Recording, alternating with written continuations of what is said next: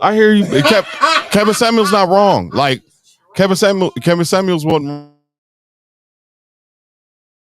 I've been sipping on ricotta, gon' pop me a bottle, pour me up a drink. Yeah, she been sipping on ricotta, gon' pour her a bottle, pour her up a drink, pour us up a drink. A ricotta, we gon' have a drink of ricotta. Everybody drinking ricotta. Get you some ricotta. Oh, I've been sipping on ricotta. I've been sipping on ricotta. I've been sipping on ricotta. Ricotta or more. Drink like a boss.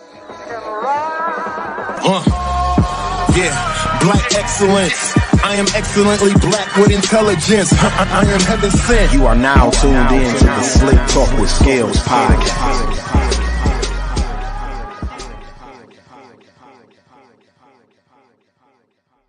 So Right. if you choose to heal, that doesn't mean you're wrong, though. That's all I'm saying. Pick your hill to die on. Nobody's wrong here. Like whatever hill you die on is the hill you choose to die on. That's Did you play the intro? We live? Oh shit. They just We dying on hills. How y'all doing out there, ladies and gentlemen? Well, y'all know how we do this shit over here at Old Slick Talk, man. You know, we sometimes we get right into it. we bring everybody on air. Everybody on right now. So Elmer, you could get in the middle, But yeah, damn, Gerard already liked and shared the shit already. It's the nature of our relationship, though. I mean, we go back and forth. Yeah. So we are here. We are live. We are lit. This is episode 199 of the Slicktalk With Scalez Podcast. If you can hear me out there, please tap into any comment section that you're checking us out on live right now, be it Facebook, be it YouTube, be it X, aka Twitter. We are live on all three of those platforms right now. X. Actually, Brother Shay, could you hand me that Ricardo bottle behind you before my sponsor, Brother Shay, for the show? When we in the middle of recording, this shit might accidentally go off if this ain't on the table. Steve-O will call in, and Steve-O got magical powers. Shout out to our sponsor, Ricardo Moore, tequila, available everywhere, black owned and operated by Steve-O Love. Also, check out Steve-O Love's movies online everywhere. Trust Nobody 1, 2, 3 is on the way. I was in 2. They shooting Negligence right now? They're shooting Negligence right now. Baby Drew Hole in the Wall drops November 17th on all platforms. His movie will be out. We did the premiere. We broadcast it from the premiere live at Mayfair. Very funny movie. Baby Drew has a comedy. It's going to shock a lot of people when it comes out that this nigga is like low-key a comedian type shit. You know what I'm saying? So brother wears many hats. You know what I mean? Also on that note, man, Don, we back. It's Wednesday. You know what I'm saying? We one episode away from 200. You know what I mean? 200. It's been a journey, man. And 200. We've been walking this here hike for a while, and it feels good though. You know what I mean? We're monetized on YouTube now. You know what I'm saying? So we've made a lot of progress in this 3-year journey. We took a couple of breaks, you know what I mean? Recesses to recalibrate, but we are here. And because of the consistency, I believe, is how we end up with guests like we have in the building today. Facts. You know what I'm saying? So on that note, man, Don, say what up to the people. Man, what up, people? Hey, make sure y'all tune in every Monday night at 7 p.m. to check out Pick and Roll Podcast, our very first podcast signed to the Slicktalk Podcast Network. Hosted by funny man B. Jones Habaka. Yeah. And co-hosted by A Boogie and the big homie Dante. Man, if you're a podcast fan of Milwaukee Podcast, Big Homie has been on everybody's podcast. It's very nice to see him get his own opportunity to shine. I'm very proud of them boys. They've been doing a good job already. Very dope, very dope. So make sure you tune into that every Monday. They go live at 7 p.m. to discuss whatever happened that week before in sports or the night before or sometimes during. Yeah, sometimes during, because Aaron Rodgers got his leg broke while they were recording. Yeah. So, you know what I'm saying? So that things happen in the moment, but they're live, so it's on the fly. It's very dope. a black man's podcast, sports podcast, if that's what you want to call it. If I could put a title on it, that's what it is. One for the brothers. You know what I mean? That's what that's for. So on that note, man, we got some very important people in the building today, Don. You know what I'm saying? Yeah. When I recognize some of these people. when I got the end, you know what I mean? When I got the text about who was coming, because at first I thought, you know, 2 other people were coming in. When I found out the third person was coming, I'm like, oh shit, niggas might have to get their shit together. You know what I mean? Niggas got a whole legend walking up in this motherfucker. You know what I mean? No, for real, man. Oh no.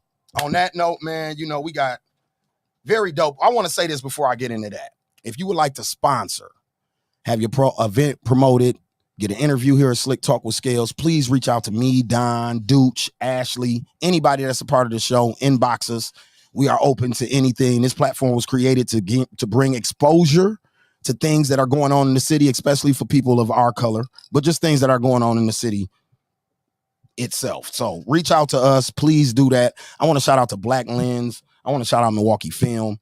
Every time they got something going on, Scalez gets an inbox and they asking me, what's the numbers? What's the damage? What we owe you? Because we need you to be a part of this in whatever way that you can. So I want to shout out to my brother, Gerard Blanks. I've known this dude since I was like 8 or 9 years old. He's been the same way since we were 8 or 9 years old that he is today. Literally, like verbatim, the same guy. Like always coming to me with ideas, always proud of what I'm doing. You know what I'm saying? Yeah. Always pushing me. Like even when I don't think he's watching. You know what I'm saying? So I want to shout out to him. Like I want to give him his flowers right here on air. You know what I mean? We're going to give out some flowers today. I'm going to start with Gerard though. First bouquet goes to Gerard Blanks. Shout out to him for even setting this up and then even supporting us before I had y'all on here about 6 months ago. I was a part of an event that Black Lens was doing. You know what I mean? Yeah. So shout out to them, man. But they got Culture by Design coming up. You know what I mean? Very big event.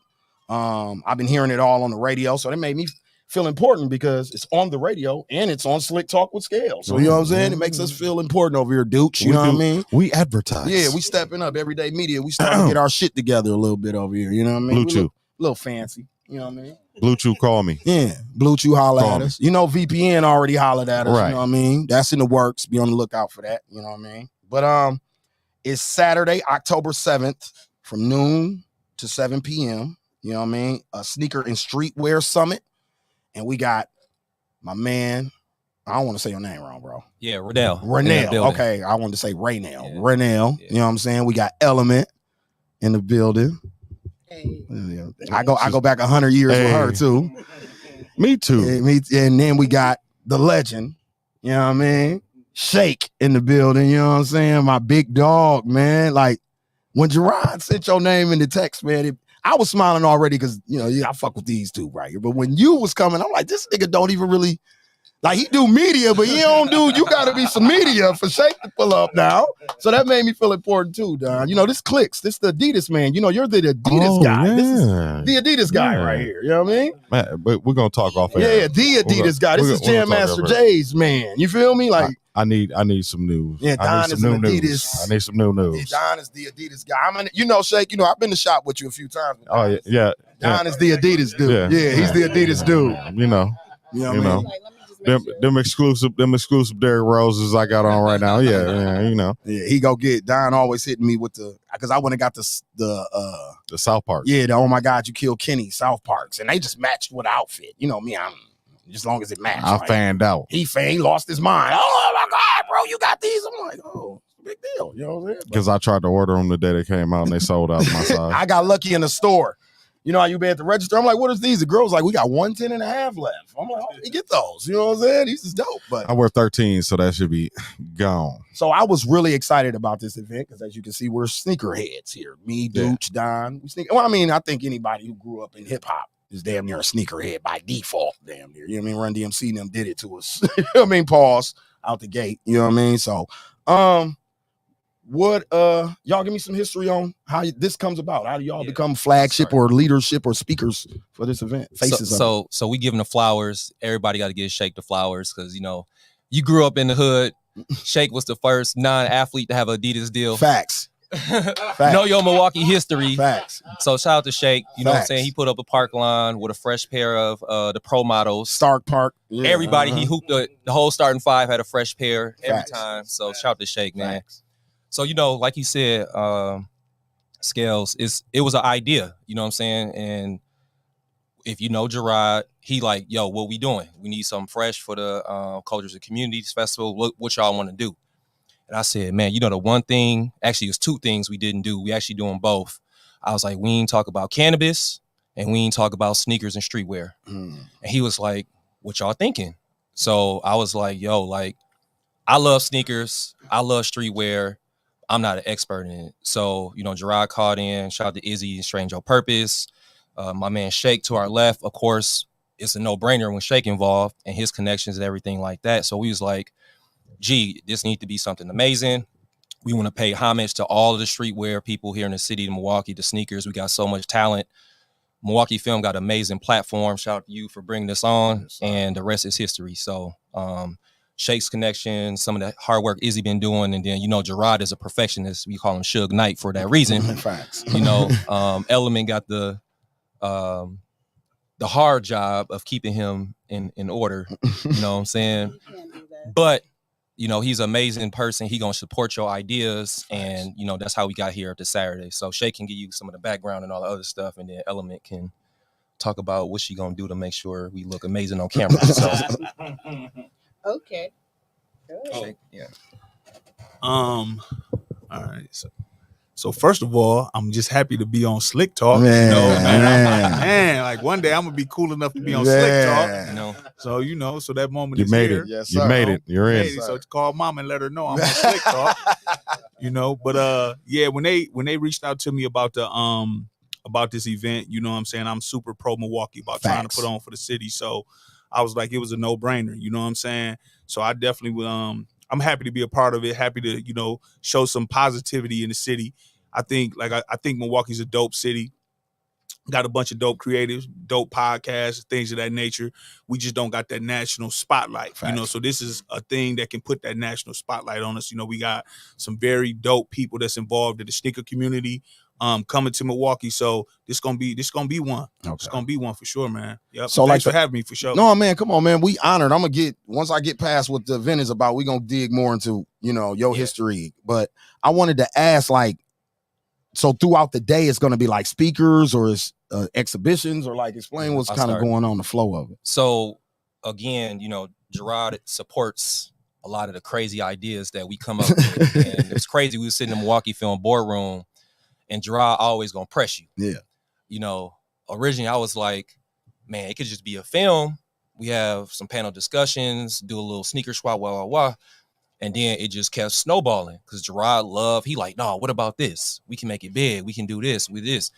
And then the question is, who gonna pay for it? Right? So we, everybody in Milwaukee Film work hard, got the sponsorship, of course, the relationships that Izzy and Shake got. Dope. Made it get the national scale where you got, what I'm saying, Shake can talk about more some of the people them his people. But then it was like, all right, how do we make sure that the local Milwaukeeans involved, right? So enter Bucks, Brewers, some of the dope vendors that's gonna be there that sell really amazing streetwear and sneakers. Even I seen one of the factions that I'm a part of is a part of it. R&B Live. Yeah, right. At our show last week, it was all over the screens and we was promoting it the whole show. So hip, like you said, music, Element, you know what I'm saying? Absolutely. Music, streetwear, sneakers all merged together. So this is just a marriage of all them different things, and the creativity, like y'all was talking about before we got started. This is what this is. It's paying homage to everybody that model, that design fashion, clothing, that customize sneakers, that work with youth and help them get involved. Like how you start a career in streetwear and sneakers, you know what I'm saying? How I, get sponsorship from a sneaker, company, you know what I'm saying? So all of this is going to be talked about after the event, and it's kid friendly. So I'll pause there. So it's an all ages event. Yeah. Okay, that's dope too. How to get sponsored. And we going to have some dope DJs too. So you got to have the music there. Okay. So you said how to get sponsorships from a sneaker company? Yeah, so it's panel discussion. So I get a sponsorship from Adidas? Maybe can. Yeah. I mean, I did it. Yeah, straight did it. Yeah, right here from the meal. So I will be there. You can learn. You can buy some sneakers. You get some stuff customized. We're gonna have some giveaways. Element gonna be in the building. She might put you on hyphen. You know what I'm saying? I don't know. You just gotta come find out. But the stage is set. You know what I'm saying? Like you said, the event is happening at 12 o'clock. It's gonna be some amazing people in the building that's gonna be talking all things streetwear, fashion, modeling, and all that. So That's dope. That's fire. Element, your role in this. What part do you play in this? Well, I'm actually a sponsor for the whole festival. So my company, The Culture Plug, is a media sponsor. I'm going to be hosting a bunch of events. I'll be hosting tomorrow night with DJ Spinderella. I'll be having a talk about that beautiful plant that sits in front of you. Mm-hmm. We're going to talk about cannabis, hemp, what's the difference. I will not be attending that. We're going to talk about why it's illegal and the racism behind the reason that it's illegal. Oh, yeah. The reason I said cannabis and not marijuana. We're going to talk about that as well. I'm going to be on a panel for the play called Parental Advisory, taking a real look at hip hop and its impact in our community. So I'm here for a host of reasons. Okay. You know, this event is something that I think our city needs. We have such an interesting relationship with sneaker culture and streetwear brands here. And a lot of people just don't understand that there's a rich culture here. Facts. And one of the things my husband really is pushing is for us to take a different understanding of what culture is. Like there's a running culture, there's a sneaker culture, there's a music culture, there's a hip hop culture. And until we understand that it's not based on ethnicity or race, culture is culture. Yeah. And this is designed to tell you there's the streetwear cult. When you think of April Walker and what she did with Walker Wear and the Wu-Tang and what they did with Wu Wear, there's a whole culture behind just streetwear brands. And we don't look at Milwaukee like that. So this is an event that will help us usher in that. Right. And I wore this shirt for you, Harvey.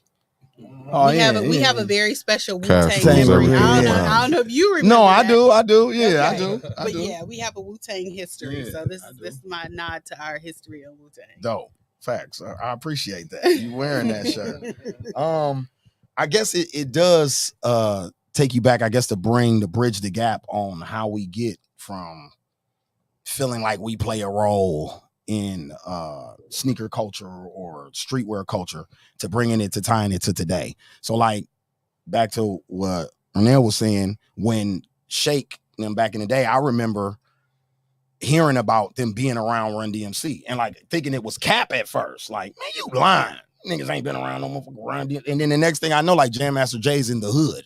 You know what I mean? Like at the park. Like what? Like, you know what I'm saying? So then as we fast forward, Shake gets to open his stores. I'm going to a store with Loud Pack. We shopping with Shake. You know what I mean? Because we proud. This is a big homie from the hood, and now he got a store like in the hood and it's the Adidas, the official Adidas seller in the state of Wisconsin. Like, bro, you know what I mean? So just to see all that come full circle like that is just amazing to me, bro. Like, and now like you just built a park recently, or y'all sponsored something with like getting a court designs, basketball courts or something. Like that's what I'm saying. Like it spills out past just going to buy some shoes. Like you've turned that into such, like, bro, it's just beautiful, bro. Like, like you are one of the gems that we have here that I don't think people talk about a lot like that, which is kind of by design, I think, by how you're made. But you know what I'm saying? I think as long as we got platforms like this and we got events like this going on, people are gonna get to know who you are by default, bro, because it's been too many years put in. And something me and Element was talking about off air, and she was talking about artists with the music that's send music into her radio station. Something that I'm learning since I got into management in the last like 6 to 7 months is relationships. And even as an artist, I never understood how important cultivating that type of shit was. If you didn't have that relationship with JMJ, I don't know if you get to Germany and meet the owners of Adidas and they bow down at your feet when they meet you. You understand what I'm saying? That's facts. Get what I'm saying? You were able to hold on to that relationship. People burn so many relationships. You know what I mean? Like, yeah. And they just think like, oh, whatever. And then you never know. And hindsight, me and Don talk about this. Hindsight is the greatest teacher. That's why it's good to live to learn. That's why people are like, you live and you learn. You know what I mean? That's one of the oldest statements, but it's so true because you do. It's the greatest teacher. Nothing can teach you better than life because you can look back on and be like, damn, I burnt that relationship. Like I said, Gerard and my man, since we were 8 or 9 years old.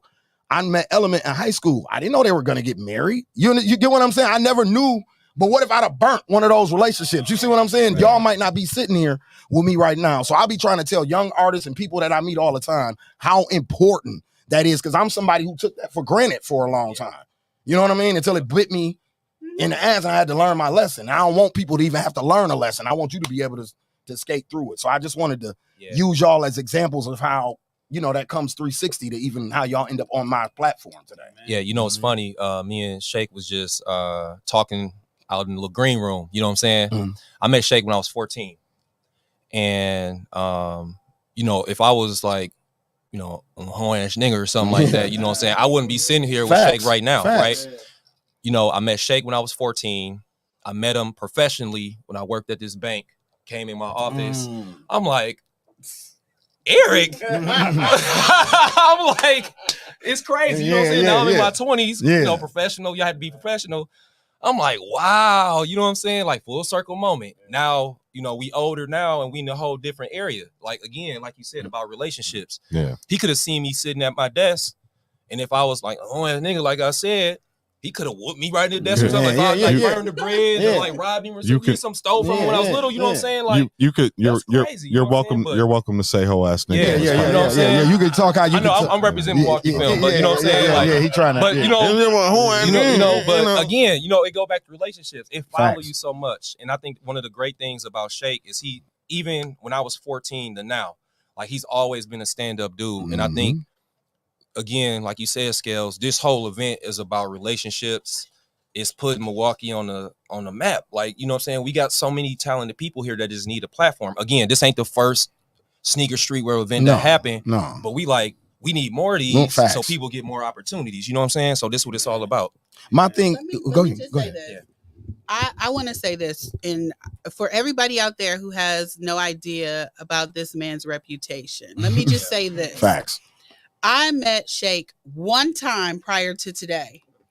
And the reason I met him was I have this series called Black Friday where I amplify Black businesses in Milwaukee. Because I understand through my family business that most Black businesses, when they make money, they don't have money for marketing. Facts. That's why I created this platform too. Yep. Right. They put it back in their business. And because I have a platform as Element, you know, radio host, music director, I turn over my platform every Friday.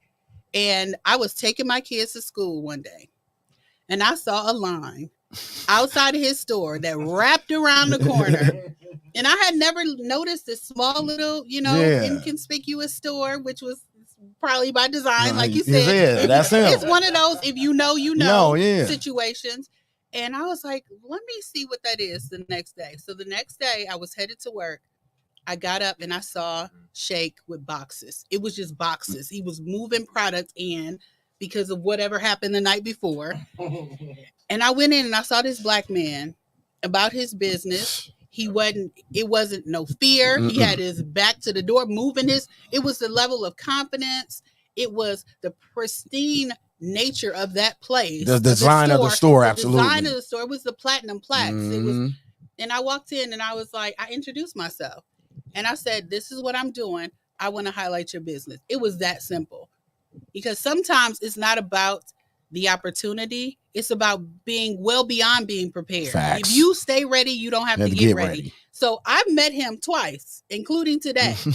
And the reason I wanted to highlight him, and the reason I talked to my husband when he was talking about the events, and I was like, what about that guy up the street with that like Adidas store? And he was like, oh, we already got Shake. Yeah. And I'm like, okay, well, okay. But it's sometimes you have to understand your value. Facts. And you don't have to put that in people's face. You just have to be at the top of your game all the time. So when the opportunity presents itself, it's not like he was waiting for me to walk in this store, but the level of excellence presented itself every day. So he don't have to get ready because he stay ready. Facts.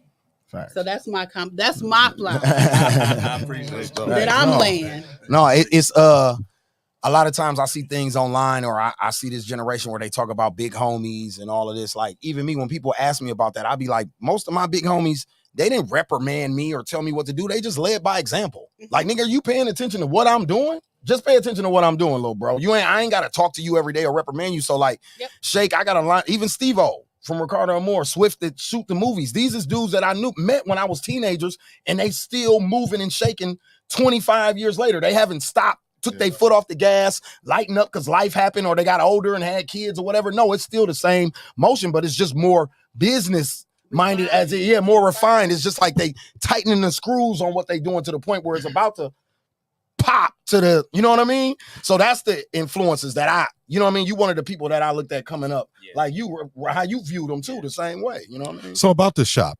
that specializes in Adidas, my heart and soul. You have like exclusives. Yep. In there? That line was down the street, around the corner. Like Exclusive limited stuff. So I'm looking for a few things, right? I need a second pair of the Bucks Superstars.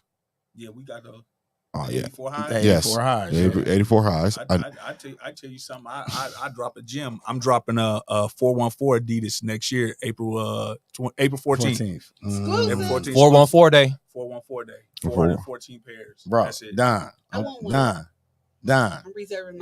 Can I get on the waiting list? I'm reserving mine. Don. Huh? Them same people Kanye was mad at. Yeah. Shake when it shook them people hand, boss. That's what I'm trying to tell you, fam. This ain't just no, hey, I know the people at Adidas. No, the people at Adidas know Shake. Do you understand what I'm saying? It's that, it's like that, bro. Like it's no fluff, no fugazi here. Like it's like that. Like Adidas party. This is where we go. When we getting ready for the Adidas party, we go to Clicks. Oh, y'all go to Clicks. We go everywhere else secondary. Like, oh damn, he ain't got nothing else. Now we gotta go here. So bro. we did the Adidas party not this year, the year before last, and I switched shoes 5 times. That's ridiculous.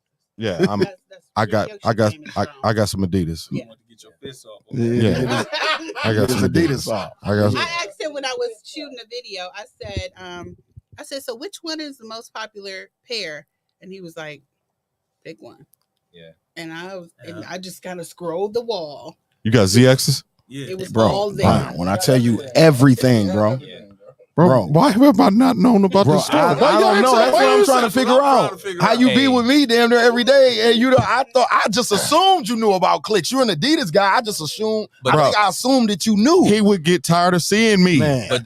But you can't forget about Sneaks though in the third ward. Sneaks in the third ward is very dope. They are part of this too. Yeah. Because I fuck with Sneaks. Oh, that's you. Oh, that's your Yeah, that's the your other second store? Yeah, that's his other. That's right. Yeah. That's your side chick. Yeah, that's the other joint. You know, I get my Carter Day. And where's Clicks? Yeah. Clicks is at 1916 East Capitol Drive in Shorewood. So Shorewood High School, you make a right there off of Oakland. It's literally right there. Oh, Like, little like, and it's in the middle of like right three by. other It's right by stores. where I was finna buy the studio. Right there. Bro. Yep. Literally on the same know. right there. Yeah. Same right there. I'll be to see you tomorrow. Yeah, same right there. Drop the Addy for Sneaks. And yeah, where's Sneaks at? Sneaks at 316. No, hey, no, hold on. And I'm gonna tell you something about his store. Why I'm surprised you. Guess what type of store it's next to? What? One of them like Yu-Gi-Oh! Video card game stores. Yeah. It's next door to Right one of next those. door. Somewhere that you frequent. So like two things So that you he got like, a Yu-Gi-Oh! and back- Adidas is right there. Right there. Because I thought when I rode past, I was like, oh, it's some little kid thing, but no. No, that was See, for I- that was probably like a Yeezy day or something. Look, Yeezy day L be Dog crazy at talking about. Damn, I'm tripping. You ain't tell me. Yeah, He had Adidas head too. Yeah, he's an Adidas head too. You ain't say nothing to me about no Clicks. I've been ordering offline all this time. It's dead.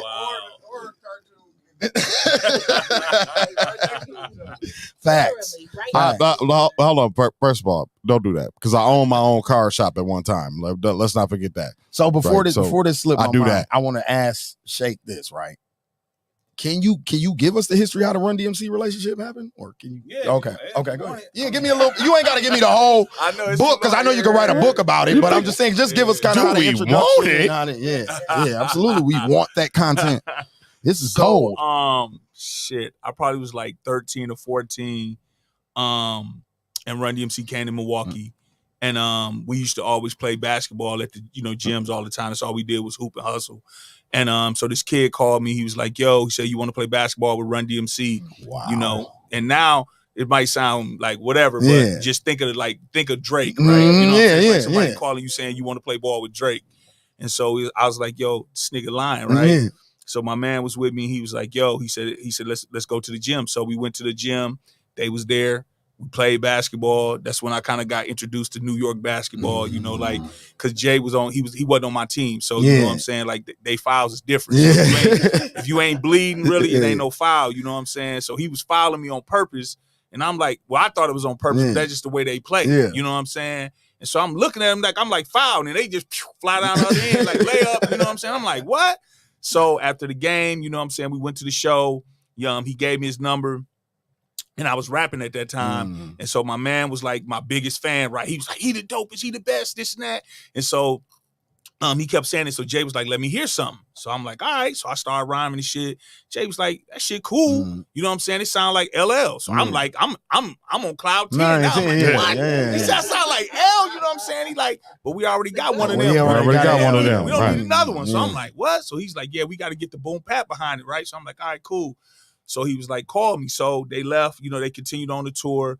And so then the next day, my man came to my house and he was like, yo, he said, did you call him? I said, call who? He was like, call Jay. I said, nigga, I ain't no groupie. I'm not calling him. I said, that man forgot about me as soon as they left. He said, no, man, call him. You should call him. So we in my living room playing the game. He like, call him. So I'm like, all right, what up? So I call the phone. I pick up the phone. I call him. I said, Jay, what up? I said, you know who this is? He said, it's my man Shake from Milwaukee. Oh, wow. I said, bro, he know who I am. Wow. You know what I'm saying? So I leaned back in the chair. Yeah, Wow. So I leaned back You in the know chair. who I am, dog. I got in cool mode and shit. And I said, so what's up? He said, so what's up? You ready to be famous? You ready to go on tour? I'm finna put you in a video. Like he's saying all this shit and my eyes is like this. And my man is sitting like he right here listening. And so he going like, I told you. Jay was like, meet me in LA on Thursday. And I was like, all right. So I hung the phone up. So my man started running around the living room. He like, I told you. We finna be on. We going on tour with that. You know what I'm saying? So I'm sitting there and I wasn't saying nothing. How and he the said, fuck why am you I ain't getting to saying LA? nothing? And I said, nigga, how the fuck we gonna get to LA? Yep. You know what I'm saying? He was like, oh shit. So I went to my uncle. My uncle had a body shop and he had like that big ass map. You know what I'm saying? Them big paper maps that you get from like the truck stop. Yeah. And I said, Uncle Charles, how you get to LA from here? He said, Los Angeles, California, come here, nephew. So he pulled the map out. He wrote all that shit on the map. And me and my man jumped on the highway and we went to LA. You know what I'm saying? Yeah. And that's when I got to see that the gang culture was really real. I jumped out the car and I had on like these white and red shell toes, these blue jeans, and this white shirt with the red Treflo. And it was all Crips. Yeah. And it was crazy. And dude, this guy just like pulled his gun out. He's like, yo, what you doing around here? What set you claiming? And Jay jumped in front of me. And I was like, what? And he was like, man, he got to take that shirt off. I was like, no problem. Yeah. So we went and played ball and man, it was just like, it was a culture shock. Like we was playing ball and like these niggas got MAC 10s and and Jay passed me the ball and the ball is hitting me in the head and I'm just playing terrible. Cause I'm like wondering like, why are we playing here if we need all this to play, right? So we hung out, you know what I'm saying? So we started going to the club and I think I was probably just 15 then. So we started going to the club and real story. I never even told nobody this, to tell y'all this. So we walk into the club and so I start to cry, right? It's really happy because I ain't getting in. You know what I'm saying? Right. I'm like, man, I said, man, Jay, they ain't gonna let me. He said, shut up. Like, come on. So we walking, and I see the security guard there, and he like telling everybody, like, the list is closed, like nobody's getting in. I don't care who you know, the list is closed. And so we getting closer and closer. So we weaving through the crowd. So we get to the front. He said, I told y'all the list is closed. And when he saw Jay, he said, unless I've been listening to you since I was 14 years old, my God, I'm with you. Fanned out. Yep, let us right in the club, man. We in the club, and I'm just looking around. This shit is crazy, right? And I'm looking around, and then we in the club. We probably was in the club like 15 minutes, and then the bouncer came and got Jay and was like, yo, Prince want to talk to you. So Jay was like, all right. So then Jay like, come on. So we started to walk, and dude, give me the Heisman. He said, not him, just you. Jay was like, nah, he got to go where I go. So we go upstairs. They had like the frosted glass. We went up there, hung out with Prince and shit. I was mad because we really didn't get to be in the club because we was hanging out with him. And so the next day we was out of money, and my man said he wanted to we had to leave. We had to go home. And so I told him to come to my room in the morning. He was like, I bet. So when he came to my room in the morning, I told him I wasn't going back, that I was staying. And then he came back to Milwaukee, and I stayed on the road and started touring with them. Okay. Damn, dog. I never knew that. I never knew how that relationship came about. I never knew how that happened. I didn't even know you used to rap. Why everybody's life is like this. Yeah, look. Like that right there is like a movie, the right? Beautiful part, I was mad we didn't kick it in the club because we had to hang out with Friends. Yeah. I'm gonna tell you something about Prince. Prince was on everything that he was talking about in his later years. He was on that back then. That's when he was talking to Jay about ownership and masters and shit like that. He was talking about that shit back then, man. Did he make y'all pancakes? Nah, son. He was just up there smart. Like he was like He's this tiny. tall, man. He's like Yeah. this tall, just walking around talking. Like a It ball. was cool though. It was cool. He had some bad chicks up there, so it was cool. That's Good time. crazy, bro. Yeah. Like, I Did you get the hoop with him? You didn't get the hoop Prince? with him? Nah. That's crazy, Baller. I can't even imagine saying I kicked it in the club with Prince and Run DMC, bro. Yeah. Like that's When I was 15. when I was 15. Yeah, put that party In there, LA. too, Element, right? In When I was LA. 15. Yeah, in LA.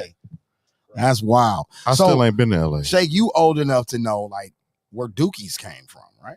Yeah. Like where the word Dookies came from. So when Element was saying like we got a history in shoe culture, we definitely do. Like we termed our own Air Force Ones Facts. in the 80s. Like Facts. Yeah. before social media, before you can make a TikTok, Facts. like we turned 1,000%. some shoes. You know what I'm saying? And I was trying to learn the history on that, and somebody was telling me it was a brother who it was like a brown and white pair of Air Force Ones that came out back in the day, and the whole city wanted them or something. And some dude had them, and he was like, "Yeah, these the Dookies, fam," or something. And that's how the name came about. Okay, I was just trying to make sure the OG that told me that I wanted to hear from another sneakerhead OG. My other sneakerhead OG. That's how he told me how that came about. That's facts. I know that dude, whoever said that, I wish he had a check. Check or copyrighted that. Some type of patent on that. Because still to this day, my daughter just asked me for a pair of them, and that's what she called them. I looked at her like, what? She was like, "Can I get a pair of Dookies, Dookies, Dad?" like, I need some all white Dookies, Dad. Like, what did you just say? I'm so proud. Like, you just call them Dookies? I was definitely expecting you to call them Air Force Ones. You know? Do you wear Nikes? Nah, I've never seen that man in a pair of Nikes in my life. I'm gonna be honest with you. I own 3 pairs of Nikes, Never seen, and they Shake all in a pair. Giannis's. And this is before the deal with Adidas. But they Unos. They Unos though. yeah, we on a whole nother level with Adidas now. So Yeah. it's different now. You know, like I got 2 shoes coming out with Adidas on November 11th. Yeah, Your own shoe. yes, sir. Oh my God. That's crazy, Look, bro. I want those too. Hey, I don't know if you know this, and I'm gonna let you know in front of everybody, and you know, all of our viewers, we are now best friends. It's me and you, buddy, till the end. I said it's me and you, buddy, to the end. I will say this though, you know, if you don't mind. Go ahead. Yep. Yeah. I will be releasing an interview in the next couple of days with Dr. Dwayne Edwards. That's my man. Yes.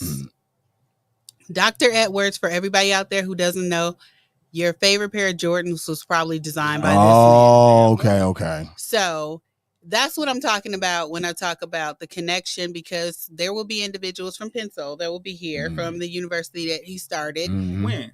They'll be at Culture by Design. Okay. So the thing is, if we don't know our history when it comes to sneakers and when it comes to streetwear brands, then we don't know who footsteps we're following. Facts. And what Shake just said, I'm releasing. He just named like three different Drops. Yeah, that's exactly. happening. So if you are somebody who's interested in designing shoes, who is really serious about sneaker culture, then this is where you need to be. Even if you're a passive sneaker lover. See, I'm more of a streetwear person. I'm more of like the one of ones when it comes to jackets, coats, shirts, hats. That's my thing. But sneaker culture, I can definitely appreciate it because there's so much culture that lives in our city that most people aren't aware of, like Shake. Facts. No, like Shake, exactly. Like whoever the brother is that invented the word Dookie, for instance, for the Air Force One. No, I'm like, seriously, like, even when you look at people like Doc B, Tony Neal, like these dudes are really legends. When you walk out of Milwaukee, people know who these niggas are in the DJ world. They ain't just known here. I was just in Denver for a conference for the CPB, the Center for Public Broadcasting, with like NPR, PBS, all of that. And I was talking about Tony Neal, and all the DJs lit up. Yeah, exactly. And I'm like, wait, so y'all know my brother? They was like, oh, Tony Neal is legendary. Yeah, him, Homer Blow, like them dudes is known, you know what I mean, everywhere. So, like, it's just, so do you sponsor a basketball team? Yeah, okay. That's a whole nother thing. I'm just starting my own AAU team. This dude, so man. it just got official like 2 weeks ago. If I could be like Shake, not like Mike, having, like Shake. That's my best friend. Oh yeah, my bad. I forgot. That's your BFF. It's my best friend. He be doing big things, dog. I don't know if you knew. But it's like, what Brother Washington said, man. To know somebody that got their own shoe that don't hoop, You know what I'm saying? Like Kanye's kind of like the only other nigga that we really even know. Like him and Pharrell. Well, and then Run DMC. Run DMC. The superstars. Yeah, but it's like And to know somebody personally. And he don't rap. See, all them people No that more. we naming, they don't rap. Well, he don't rap no more. Well, he ain't have no official deal. Yeah, he don't Let's rap say no that. more. Yeah, he don't rap no There more. has to be a different level of respect within the industry, though, when they can see your impact so much so that they're like, I want to partner with you. Man, what? That's crazy. Crazy. Yeah. That's nobody does that. No. Especially not at that level. So that's telling you what this man brings to any table he sits When at. I seen him getting off the private jet in Germany, that's when I was like, oh, this nigga Shake ain't playing fair right now. You know, I was sick that weekend. I couldn't go with him. Yeah, he FaceTimed you for PJ though. That's a real friend. You know what I'm saying? Real friend. Real You know. friend. You know what I mean? So man, You I'm know, excited. some type of celebrity. I'm backdoor, please. I'm You gotta let me in excited the about back this door. event People on act Saturday. weird, you know. I think, like you said, because I know Re-Rock did a night market event that was based around shoes. Shout out to my brothers down at Re-Rock. Shout out Trusted Kicks. They do a lot of events in the city. Powerhouse Kicks. There's a few, self-owned shoe retailers in the city that do events and try to do things. And I'm with what Element said. I don't mind somebody copying. Right? Because there's room for everybody to do it. Just do it to the 9s. If you're going to do the shit, do it to the 10s. Yeah, do it to the 10s. So then when everybody attend these events, it's top notch. Not like I went here and this one was here and this one was here and this was here. If we keep everything here, then that's how we build a real culture and get people to really support this shit that we're doing. Facts. Then at the same time, what I like about this is educational.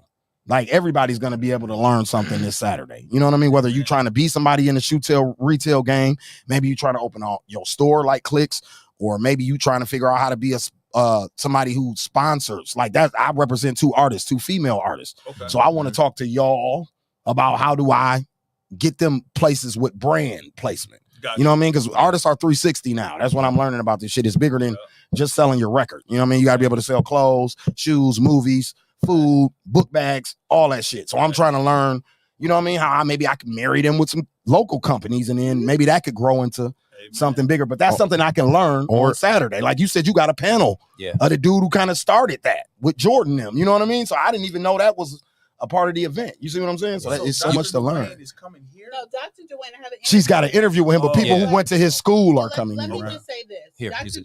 Dr. Dwayne Edwards is one of those people that kind of reminds me of Shake.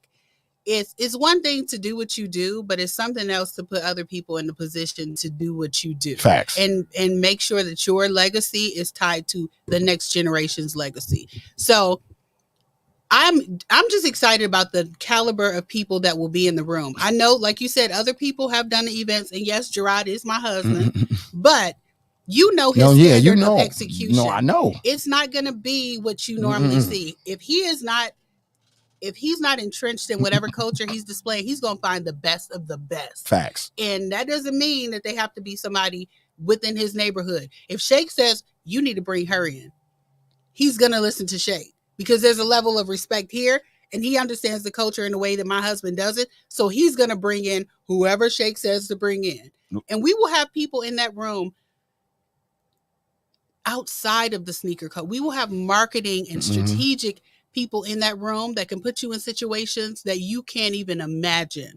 And the contacts that will be at this event is going to be top tier. So I know personally, one of the contacts in this event got me 2 McDonald's commercials. I mean, money. So shout out to Aubrey Walker. He's going to be there. Now he's working with Michael B. Jordan. Okay. So there will be people there in this room that you won't have access to any other time. So show up just for that. Stay for the sneaker culture, but show up to make contacts with other people in the city that you might not otherwise know, like Shake, or be able to have access to, like Shake, like Ranell, the social mayor. That's what I call him, the social mayor. So real quick, so Element laid it out beautifully. You know, sometimes in Milwaukee we talk about like people don't support unless you're popular, right? Which you got to do the work. We just had a whole conversation about doing the work. You know what I'm saying? And I think the great thing is we created this for you to come down, see other brands, see how it go, network, rub elbows with people who can put you in a room with McDonald's. Somebody from Puma will be there. people who did work with Wilson. You know what I'm saying? You can talk about Beige and all the other people.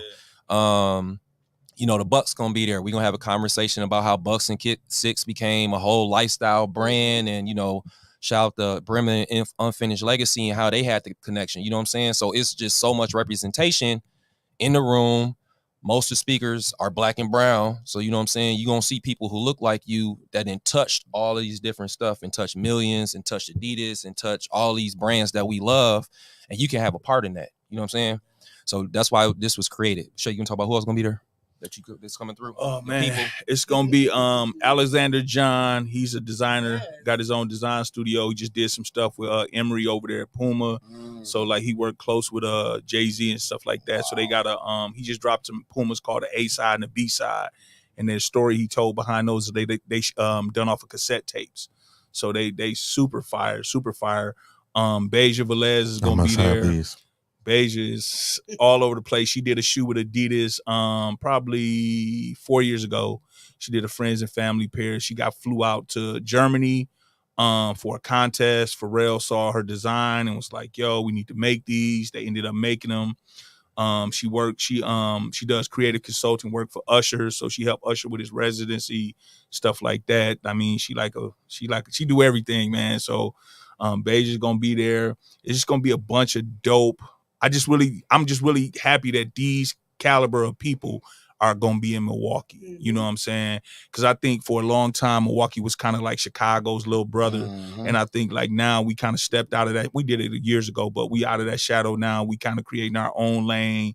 You know, you don't need to be in New York and LA no more. You know, with the internet, you can record an album in a closet, you know, in Milwaukee and get famous. So it's just a lot of things you're going to be able to learn. A lot of designers going to be there. You know, so if you're into customization, you know, if you want to know what to look for in these brand deals, you know, if you want just if you are entrepreneur, let's take the sneakers off of it. If you're an entrepreneur, you need to be there. Facts. You need to be there. If you a hustler, you need to be there. If you're trying to be somebody that's trying to get information or somebody that's trying to learn, you need to be there. If you just love sneaker culture, sound like you need to be at this. You know what I mean? This is for you, for the sneakerheads in the city. And I know we got a lot of them. Look, if you do music, you need to be there. Facts. I'm going to say why. Because the creative directors of these places be figuring out different stuff, right? So you write jingles and songs, Element, you know what I'm saying?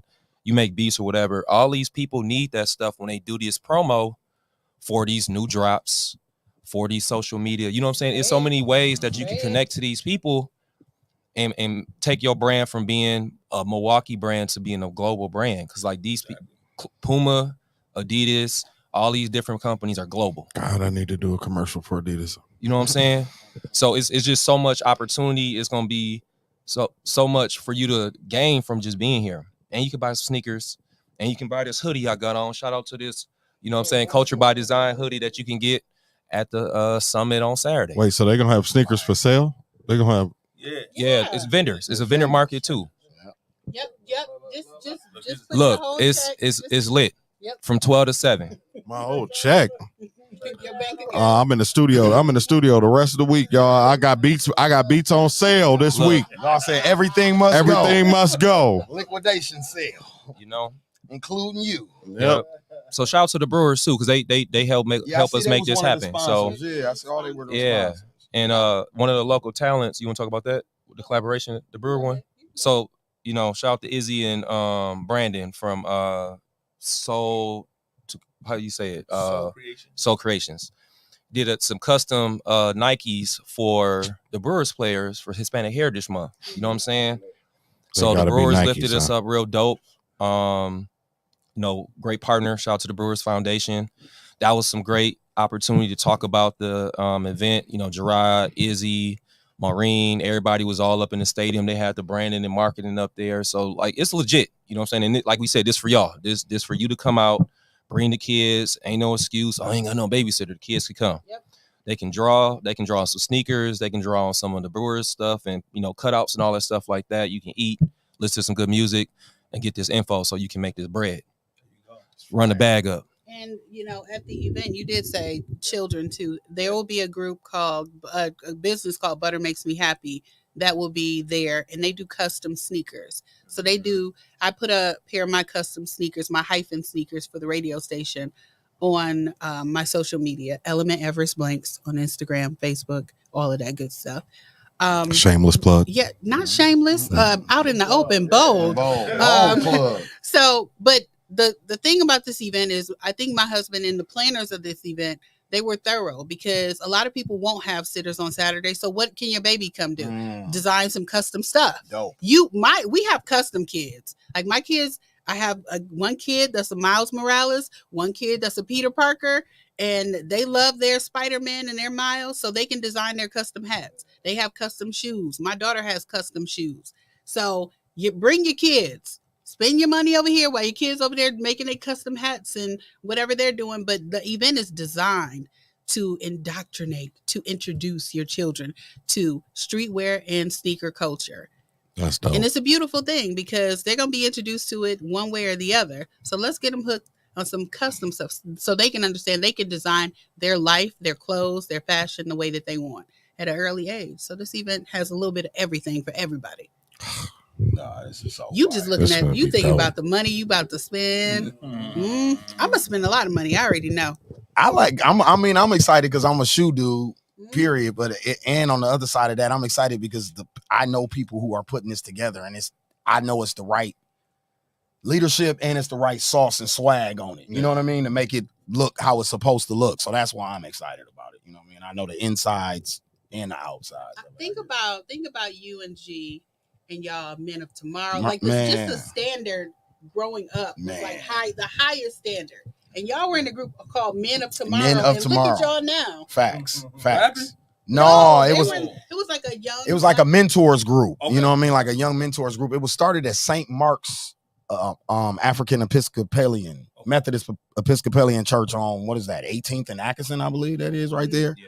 And my grandfather went there, but Gerard and his mom went there. I didn't go there every Sunday, but my grandfather did. I went to another church with my mom, but that was my granddad's church. Okay.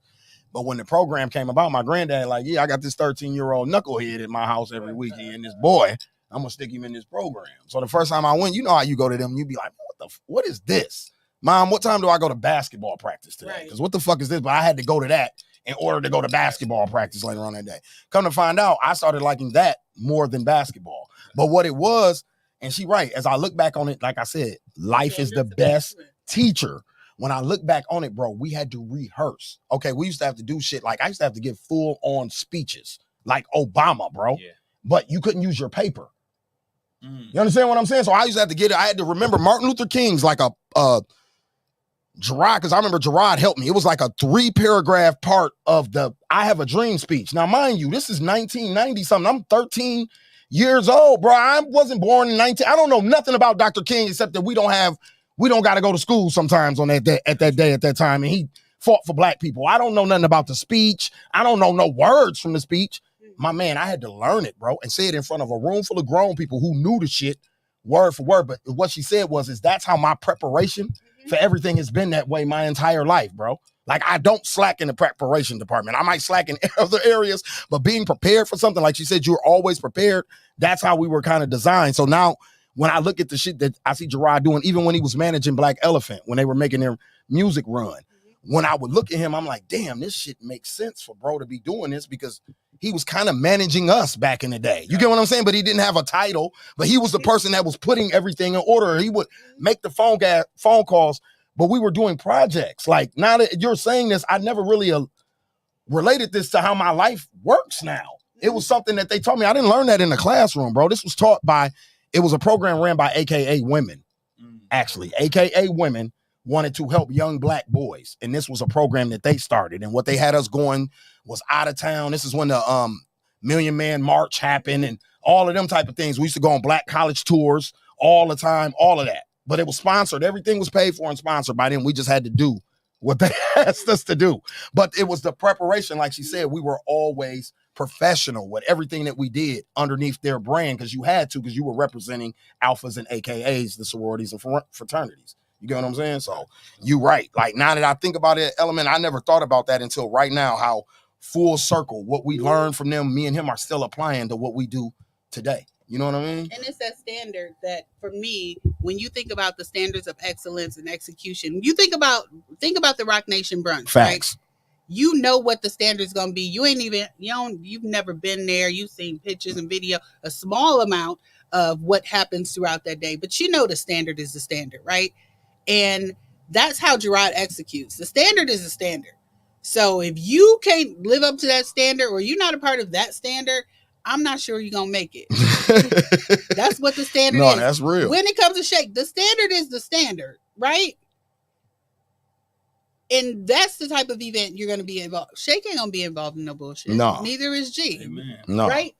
And he knows what he doesn't know. That's what I love so much. When it comes to events with Ranell, he'll say, Ranell, like we want to do a video for. Wait. You know why? Why? Because he's a great leader. That's what a He is leader. a That's what a leader do. He gonna get out of the way. That's what Yep. a leader Yeah, he gonna get out of the way. He gonna appoint that person that he know is better at that than him, Mhm. and let them run with it. And he gonna equip them with the tools for Brother Yep. Washington to execute what Gerard wants him to execute. He ain't gonna leave it all on him. Like And right now, he's he not just gonna jump in like front right of now the he just camera. messed with him in the comments. Like he ain't on his job today. You know what I mean? But we got it together now. It's in the Black Lens page. You know what I mean? And But the great thing about him, and being someone who he did manage Mhm. as a Mhm. hip hop artist in Black Elephant, what I will say is, we used to do shows, and we would do an hour show, and he's like, we'll get him back, and we're all hyped, like, ooh, sweating and blah blah, and he would come in and be like, the show was supposed to be an hour and 15 minutes, and I'm like, but we about to go pop all this product, and he's like, the show was supposed to be an hour and 15 minutes. yeah. It don't matter how great the response was. It don't matter that everybody's waiting outside the door to buy your product. The show was supposed to be an hour and 15 minutes. So we're not doing that again. We give people what they pay for. Facts. And I was sitting there like, who the fuck is you? And his thing was, I'm the boss. And that I'm the boss makes you take a step back. Like, yeah.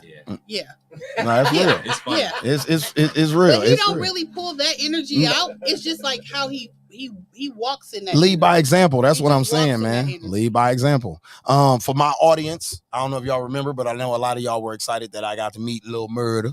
Well, this is how I got to meet Lil Murder that day. You know what I mean? I got to meet Lil Murder from P Valley, and that was through, you know what I mean, Black Lens and Gerard, and that was a beautiful event. Very nice, room full of women. It was only a handful of guys there. You know what I mean? Room full of women. I was about 5 dudes there. I was one of them, me and Gerard. They and was I out think, too. Yeah, and I They was think Brother Washington. I ain't never took so many pictures in my Man, life. what? Except when we brought Lorenz Tate. Lorenz Tate. Yeah, I can only imagine how that but went. Yeah. them top two. Was the sneaky eights out? Hey, Here we it- go. You know what? Here we go. Was I'ma the just sneaky call it- eights out? I'm gonna increase it and say it was Baskin Robbins. It was always It was Baskin 31 Robbins. 31 flavors. Yeah. All the sneaky eights came out there. Yeah. No, it was a good look at the Little Murder event. I'll be honest with you about that. Very good looking there. You know. Yeah. But and then I performed with Audie at the Ivy House. At the Ivy House. Yeah. Yep. For you that guys. was for the last year's Mhm. opening night.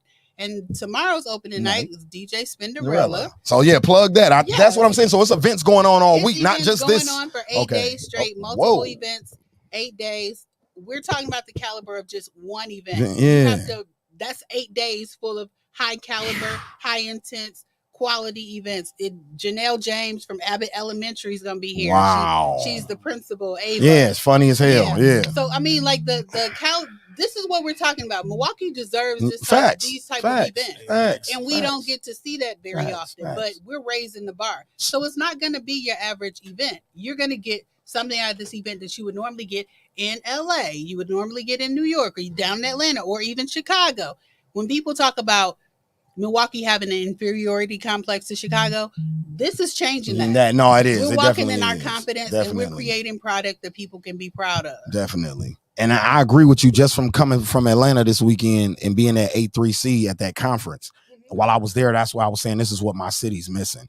We have to have more panels that's schooling people on how to do this, but also our people have to be receptive to these things. That's what I saw in Atlanta. And you're right. Most of the people, 90% of the room in Atlanta wasn't from Atlanta originally. You know what I mean? But that's Black Hollywood. This is where you go to get on.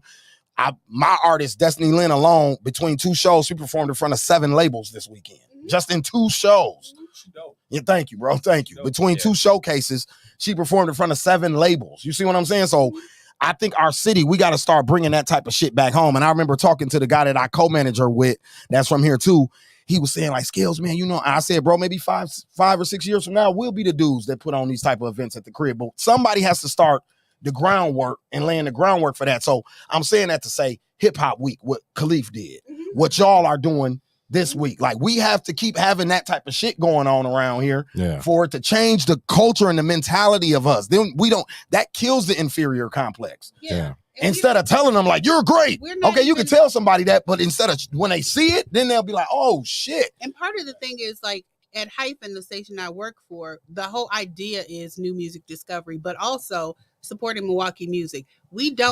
I just played you yesterday. Oh, wow. Okay. But what we do is we put artists in constant rotation. So this is not a one-time thing. So I played you yesterday during a certain hour of my show. The person before me probably played you, and the person after me probably played you. But it's not one of those, remember in the 90s, pump it or dump it? You have to call in and vote. That's not what we do. We support Milwaukee music. So you have artists like Huey V. You have Lakia. You have Party at 4. And we are bringing home an artist named Felix Ames, Milwaukee artist. He was known as Bravo. Just got signed to Def Jam. He's doing his album release here in our city. So that's October 18th at our station, Radio Milwaukee. It's going to be free and open to the public. Why you bring that up? Not to cut you off. You finished plugging that? No, I'm just saying. Why you touched on that, that's very crucial to me, especially because one of my artists, she's from, Destiny's from here, but she's been in Atlanta for the last year, grinding, trying to, So how do we fix that Huey V, Lakia gap between the city? Because their music wasn't in the club and they didn't blow up here. They had to leave kind of here and get on and try to bring it back home. Because we've had Huey V on our platform, and he's very open. FaceTime Memphis Bleak right in front of us. He's like you with his plug. He's not safeguarding his Rock Nation connection. His shit. I think they want to meet people from Milwaukee too, bro. They're interested in Milwaukee. Bro, you'll be surprised at how much them Brooklyn niggas ask me about Milwaukee, bro. They're very intrigued. The reality is the world is much smaller now. Everybody who used to dream about getting these major record deals, you can get them now. You just do your own. You can start your YouTube channel, and you don't have to be beholden to anybody. But I'm saying for these artists, what I heard you just say, I think is important, is that you're supporting them. It's nonstop. Yeah. It is continuous. It is not a one-time thing. Just because I'm on your show, it is not. Oh, I saw you in the club, so I'm going to play or I'm going to pretend that I support you. If you're in rotation, you're in rotation. Like, what's the young man name was on the cover of the XXL from here? He was freshman cover this year. Start with a D or something. Kind of like emo rap a little bit, but he's from Milwaukee. No, not Ishdar. Not Ishdar. It's something with a D, but he was on the cover of this year's XXL. And then there's people too that, like, for me, it's important. People like Ishtar. It's people that I feel like it's important for you to know who they are. Facts. So I play Ophelia. I don't know if anybody knows who Ophelia DC is. the Don. Yeah. I don't know if people know, but Ophelia is Giannis's older brother. Wow, really? So, his name is Ophelia. Well, his name is Francis Ophelia Antetokounmpo. Oh, I didn't know that. So Ophelia's in regular rotation. I talk to Ophelia all the time. He be hitting me up. He sounds exactly like Giannis. Yeah. Like, so whenever I listen to him, I'm like, do sound like Giannis. But Giannis sounds like him. But it's important for me to expose people to all types of new music, especially when it comes from our city. Yeah. And I'm not one of those people who are only going to play a certain side of town in rotation on Hyphen. Yeah. We play everything. We are an NPR station, so we have to stay within the guidelines of NPR. Yeah. But we want to play everybody. Well, because I'm even worried about that, because with me getting into management and labels, being like, even for Maya, she's from here. So I got Maya P as another one of my artists. She's from Milwaukee. Her sound is very Milwaukee. The labels that are calling me want the Milwaukee sound. They're attracted to her because she's 17 years old and it's the Milwaukee sound, and they want that. It's a TikTok thing. They want that. They want it. Labels are literally like, I'm not capping.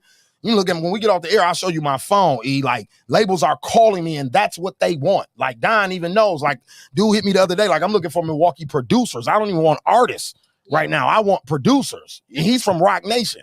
You see what I'm saying? So what I want to make sure happens is we find a way to support these artists, because when you get with these major labels, a major label is only looking at major markets. So they're looking at New York, LA, Chicago, how to market you in those markets. They're not really worried about home. So you can't really fault them for that. It's going to be us, the controllers of media at the crib, to make sure that these kids get support when they sign these major deals. Because we know, like everybody know in this room, a year later, they could end up owing these people money. Yeah. If whatever they rolled out with these kids don't work the way it's supposed to work. These kids could be in debt and back home with us in a couple of months. So to make sure that that doesn't happen, we got to have more hyphens. We got to have more events where we can pop out and have them exposed at this type of shit to make sure that you understand, yeah, he's based out of Miami, Huey V, signed to Memphis Bleak, but he represents 36th and Galena, my baby.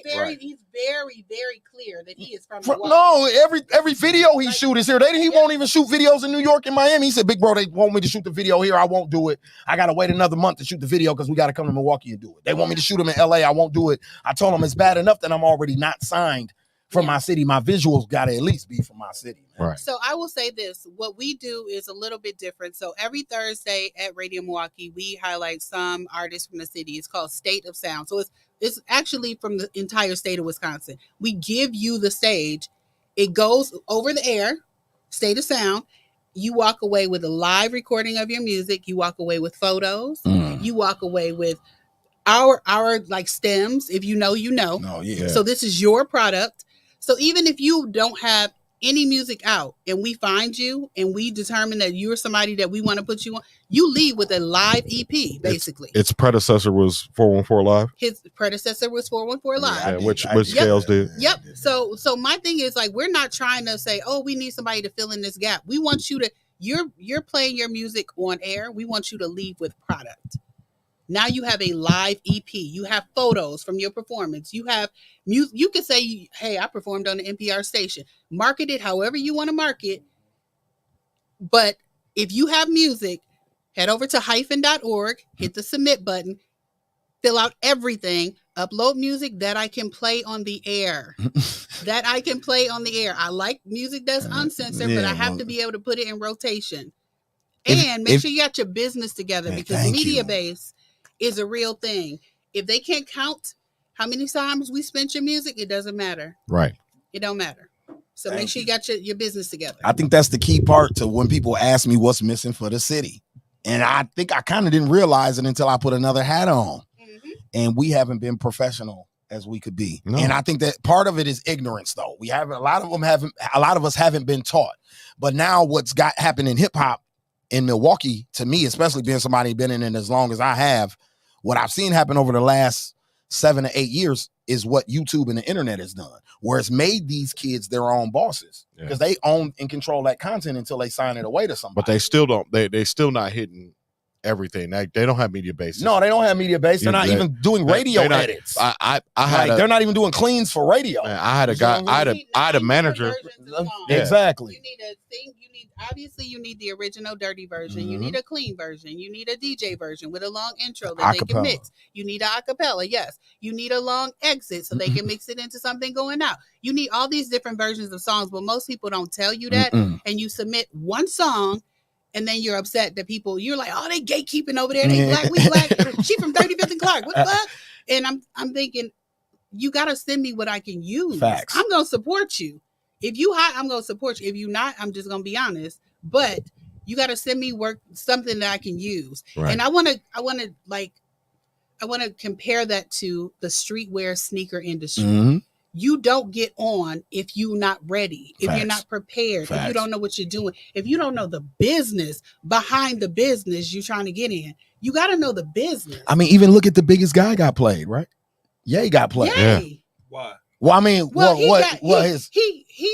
thought he did it to himself. That's what I'm saying. Better than the industry. Right. And he didn't even check all the boxes, and then got mad at Adidas because he didn't check all the boxes. Like, water out there. How you mad at us because you didn't check all the boxes? The freezer. The other thing too is the level of, I will say, arrogance. Yeah, absolutely because it's arrogance. in the music industry, it's in all kind of industries where you think you're bigger and larger than the business. Absolutely. You need to play within the guidelines of that business, but make your own version of whatever it is you're doing.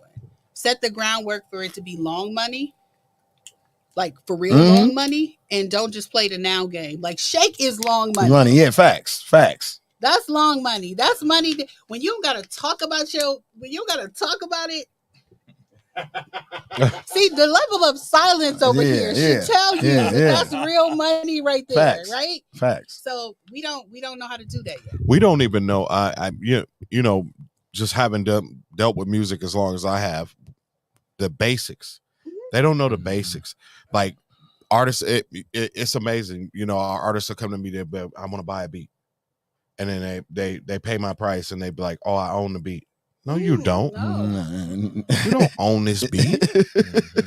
Like, but when you get ready to put it out, bring me the split sheet. Yeah, and then they like, what's what is a the split split sheet? sheet? Exactly. What? I Like learned that when I was on a movie soundtrack. When I wrote a song for a film, and then there was the person who did the music, and I was filling out the sheet for the film and signing reading through the contract, and I was like, wait, really?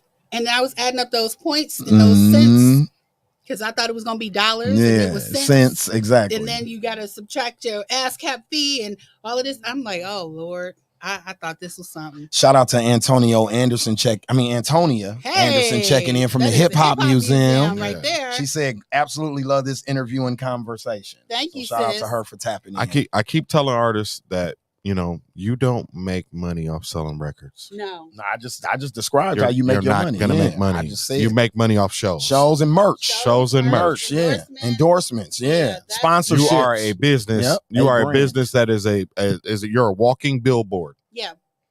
Yeah. And, I interviewed Deja Walker from Quality Control. This was before they got the $300 million deal. And we talked about that. We talked about how artists are now venture capitalists. Facts. Like Cardi and all these people that y'all see and y'all just think they're artists. No, they are investing in new tech and all these great projects and all these great products that y'all will never see. People complain about what is Oprah and Beyonce and all these people. They're investing. Nas added an extra 20 years to his career by investing in the ring light. He added an extra 20 years to his rap career by doing that. Yep. I asked her, I said, who is now this is Deja. So she's working with all these quality control, like Atlanta's Poppin', blah, blah. I said, who is your favorite venture capitalist that nobody knows? And when she said his name, my mouth dropped. I was like, what? She said Chameleonaire. Yeah. She said Chameleonaire is so smart with his investments. The people that he have on his team, they are just top tier. It just is what it is. And he's so under the radar that you would never know. Like Shake. Yeah, facts. He's so under the radar. You don't have to tell nobody. Chameleonaire got into tech when the ringtone era. He left ringtone rap era and went right into the tech world. He didn't even pick up a microphone after that. He went right into tech. So I seen him speak at like Afrotech probably like 3 years ago in Cali. I seen him speaking at that. So, you know what I mean? Like, you absolutely right. That's facts. Learning the business while you're doing something. That's letting this business support that business. When that happened, like when he did that, when the ringtones came, that's when 360 deals came. Because the labels had everything covered in the contract, but that. Yeah. So he was eating. Lil Flip was eating. Joe was eating. Lil Flip. All of them. They ate. And then Soldier Boy. And that's when them big three got together. And they said, we gonna do these 360 deals. Facts. So when you don't hear these older guys, when you saying like, why Public Enemy? Why who you? Because they don't want to give up that show money. Facts. That's how they eat. Facts. So Facts. they don't want to give up that show money. Facts. So the music business, man, it's a dirty business. It is. And you like, got to know the business. That's my whole point. You have to know the business. Because the people that I've run across, like we got some talent in the city. Very talented people in the city. We didn't, and we've had some talent in the city. But see, a lot of people think that manager mean you funding a dream. Come on now. You know what I'm saying? So they think that's what that means. Oh my God, and preach. Yeah, man. They think that's what they mean. And then some of them think because they have a little like local success that they Jay-Z now. You know what I'm saying? So I mean, I've been seeing. I mean, listen, I've been seeing it for a long time and stuff like that. But they need to, in the music business, in all honesty, they need to clean house, like, because it's been the same people running music the last 30 years. All the same people. Thank you. It's all the it's same a whole people. different level now. Yeah. Like It's all the same We're people. venturing into a whole different industry with AI. Facts. So tomorrow, I am a district advocate for the Recording Academy for the Grammys. I seen that with the Grammys. Congratulations. Thank My you. daddy was a part of that. Yeah, of course your daddy was a part of it. Shit. Congratulations. Daddy helped build it. Facts. So No, for real. right. So the reality is with AI, when you see all these people selling off their catalogs and you're like, what are they doing with that money? Why are they, when you start to see a bunch of artists sell off their catalog that's already out there that has nothing to do with an AI deal, that is coming. I'm giving you permission to use my voice to make a bunch of products. So Beyonce ain't got to work out. She just got to memorize these songs that AI wrote and recorded that sound like Beyonce and then hit the road. That's a different deal. Wow. That is a different record deal than the one she has with Columbia. Yeah. That's a whole different product. And my theory, and I don't know if I'm right, but if I am, I want y'all to come back to this. For sure. I think that record labels are going to have a very tough time with AI. Yes. Streaming services are going to win. Because if I am Spotify, if I am Hyphen, if I am Radio Milwaukee and I'm a streaming and I have a streaming platform, I can just say, hey, let me license your voice. And I create all this product for you. You don't have a label anymore. I'm your label. I'm your distribution. I'm your everything, right? All you got to do is I set you up a tour and you go out and perform those songs that I've made for you in your voice. And that's it. I'm literally licensing you. Jesus Christ.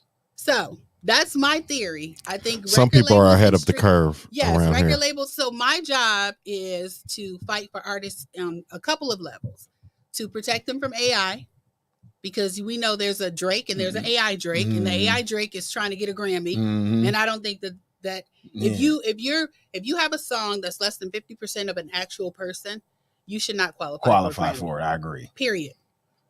Secondly, I am all for the Rap Act, which is not using rappers' lyrics to prosecute them Facts. in jail. You know, we done debated that on this platform 100 times. Yep. And the whole idea behind using artists and being able to manipulate them into doing certain things and not being able to pay them because of 360 deals. Artists need to be able to know what they're getting paid for up front. And sometimes artists don't read their contract. 90% of the times they don't. They have lawyers and people like that. But we need to who are planted on them by the label. Right. Yeah. And we need to understand that when you collaborate with a label, it is a collaboration. Do not let them swallow you whole. Unless that is what you want. Unless you want that machine behind you. And a lot of artists need it. I'm just going to be honest, because they're lazy and they think they work hard, but they don't want to actually do the work to become an artist. And you're not going to become an artist without a huge machine pushing you forward, because you don't have the drive. You don't have the entrepreneur spirit that it takes to be an artist. And that's even with management. That's even with booking agents. You're just lazier than you think you are. Facts. You know, you're right. Yeah, it's two kinds of managers. I always say this, right? It's the ones that go get it, and it's the ones that wait for it. You know? And so an artist got to be very careful with who they pick to manage them, because that's the person that represents them. Facts. And back to the if you're an artist, right, you got to make a choice. If you want the girls and you want the cars and the chains, then you sign to the big dog, right? But if you want the money, if you want the real money, the long money, you know what I'm saying, then you go independent. An example of the artist that y'all would describe, that y'all describing right now, that we could use would be La Russell. He's got his business acclimate together. He's got his music together. He uses his fan base. He knows the business. That's what I'm saying. He uses his fan base to cultivate more people to his fan base instead of using schemes that record companies use. He uses organic shit to cultivate his fan base. So yeah, I get what you're saying. I think from what you're describing, is going to birth more people like La Russell, but we got to start pushing that narrative for people to be more like him than what you just described, and wanting the chains and the bitches and and the money. You know what I'm saying? Yeah, Like, you can get all yeah, that. that's gonna come with the A label can give you all that money up front, and what people don't understand or realize is that is a loan. The label is a bank. Thank you. A label is a bank. And it's scary that people will take. I'll give you an example, and I won't say who, but a friend of mine got signed to a major label, and she got this big check. And she thought that big check was like, yes, we gonna record this product. It took them 3 years. That big check, let's say, I'm just gonna give you a number, $100,000. That's 3 years. That's a little over $30,000 a year to live off of. Because when you are signed, you cannot get another job. Nope. And she was in LA. Cost of living. $30,000 a year. Cost of living out there. Struggling. Yeah, right, what? struggling. But she also blew some up top because hey, this is $100,000. Yeah. That's what I'm talking about. So what I like about LaRussell is he learned financial literacy before he got in the music business. That's what I'm saying. Because what you describing, how they preyed on the black community and these artists for so long is that we never learned financial literacy. So if you give a nigga $100,000, what do you think he's gonna do with it? Absolutely. You know what I mean? If he ain't never been educated on what to do with it for real. He the first person in his family with some money and shit. They feel we about to blow this, bro. You're the first person in your family. So if you get $100,000, your family got $100,000. Got $100,000, exactly. But you the one living in the valley. You the one in the valley struggling, $30,000 a year. Got this loan over your head from this record company. You thought it was gonna pop that year in 6 months, and you didn't understand the rollout of an album, the process of we don't like this. You need to go re-record 4 songs. The person that you signed to, he popping now. So yeah, we gonna shelf y'all for another year. One of the biggest advances or one of the record deals that people like to brag about was one that Jay posthumously played a role in, and that was 50 getting a Dre. And getting that $1 million from Eminem and you said Jay Dre. who? Yo Jay. Jam Master Jay. No, not Jay-Z. No, I'm talking about Jam Master Jay. His role, because he rolled 50 out first. You know what I'm saying? So 100%. I just said 5 in Chicago. The role that facts. The role that he played in that got 50 to Dre them to get that $1 million. But one thing that we talked about on here a couple of years ago about 50, because everybody like to say 50 got $1 million. And he didn't have to. Now 50 didn't have to pay that $1 million back. But guess what he did? Jimmy Iovine made sure he worked that $1 million back. That year, 50 Cent was the most booked nigga. I mean, that nigga was kissing babies. That nigga was everywhere. You couldn't escape that nigga for that calendar year because he had to work that $1 million back off. Even though we're not going to take it back out your bank account, but you're going to work, slave work, blood, sweat, and tears, work equity, that shit back out. And it paid off, you know what I mean, in the long run, but it doesn't pay off for everybody in the long run. It's more worst case scenarios than there are 50 Cent scenarios. You know what I'm saying? For real. Think about Shake too as a businessman. Like most businesses close within the first year because you're just not financially ready. You don't have the staff, especially something as fickle as shoes, and he competing against Foot Lockers and Champs and all of these people and shit like that. Man, I can imagine how that it is for the mom and pop store because I know the mom and pop store's music because I knew the people who owned Audio Vibe. I worked at Discman in high school. We used to go to what was the joint by the crib? Mainstream. Remember we used to go to Mainstream and thumb through the records and shit when we was teenagers. Man, record stores, but get how they got killed. The streaming sites killed the record store. So the same thing was happening with the shoes. If the government don't step in and stop these raffles and these bots and shit, they were coming for y'all. They was eventually going to try to wipe y'all out with buying shoes online. Immediately they're sold out. Like you said, when you tried to go get the shoes, they was already gone. But you got the exclusive plug, right? But you got the plug. You got the plug. It's tough. It's tough.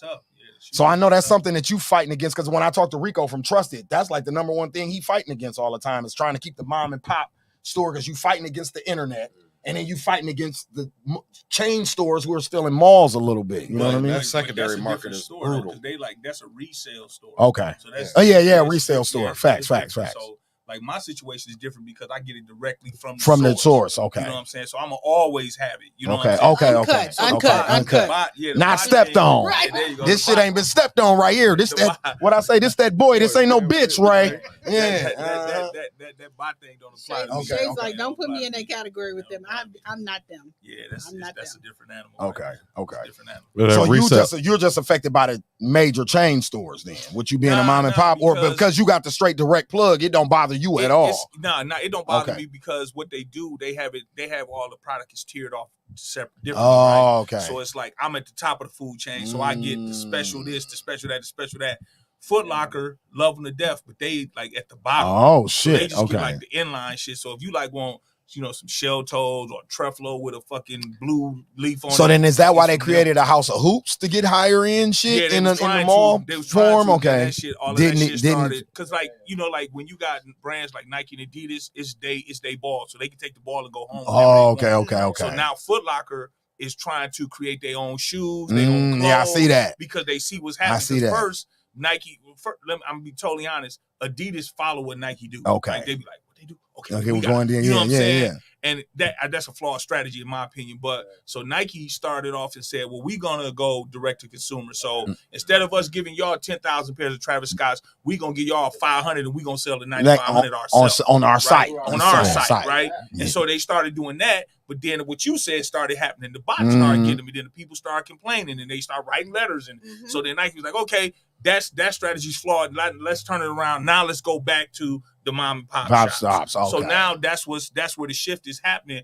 But because people don't understand, it's so much. But the sneaker market is controlled by Asia, so they can tell you whatever they want. But that's where it's really controlled at. And now what's happening is everybody is losing money because it's so much product in the market. It's too much product out here. Yeah. So it's too much product. It's 1 million shoes out here. Like every week, 1 million shoes dropping. Too many shoes in the market. Is oversaturated. So now all these stores are closing. Like Atmos just closed today. That was huge. Foot Locker closed 150 stores. Yeah. What did they got rid of? Foot Action. All this stuff is gone. So it's a shift happening in the sneaker market. So if you can survive probably these next 2 years, you're gonna win. But if you can't, it's going to be a lot of people ain't going to make it. That's the same thing that's happening in the music industry with the advocacy for artists.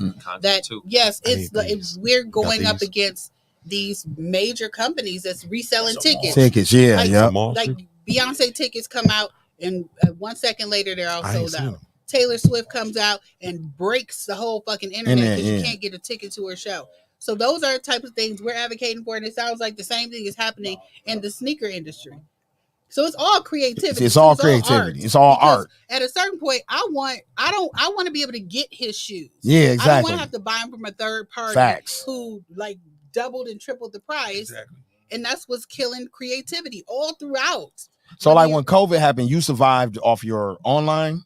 Yep. Okay. And his store, because the funny part is like I was in the store, everything's supposed to be shut out. I was in the store boxing up orders, and people was coming pulling on the door like, man, come on, man, let me buy something, man. Come on, man. And I was like, it was like an apocalypse. Yeah, and I was like, right. I was like, where you wearing this shit? Yeah, where are you going?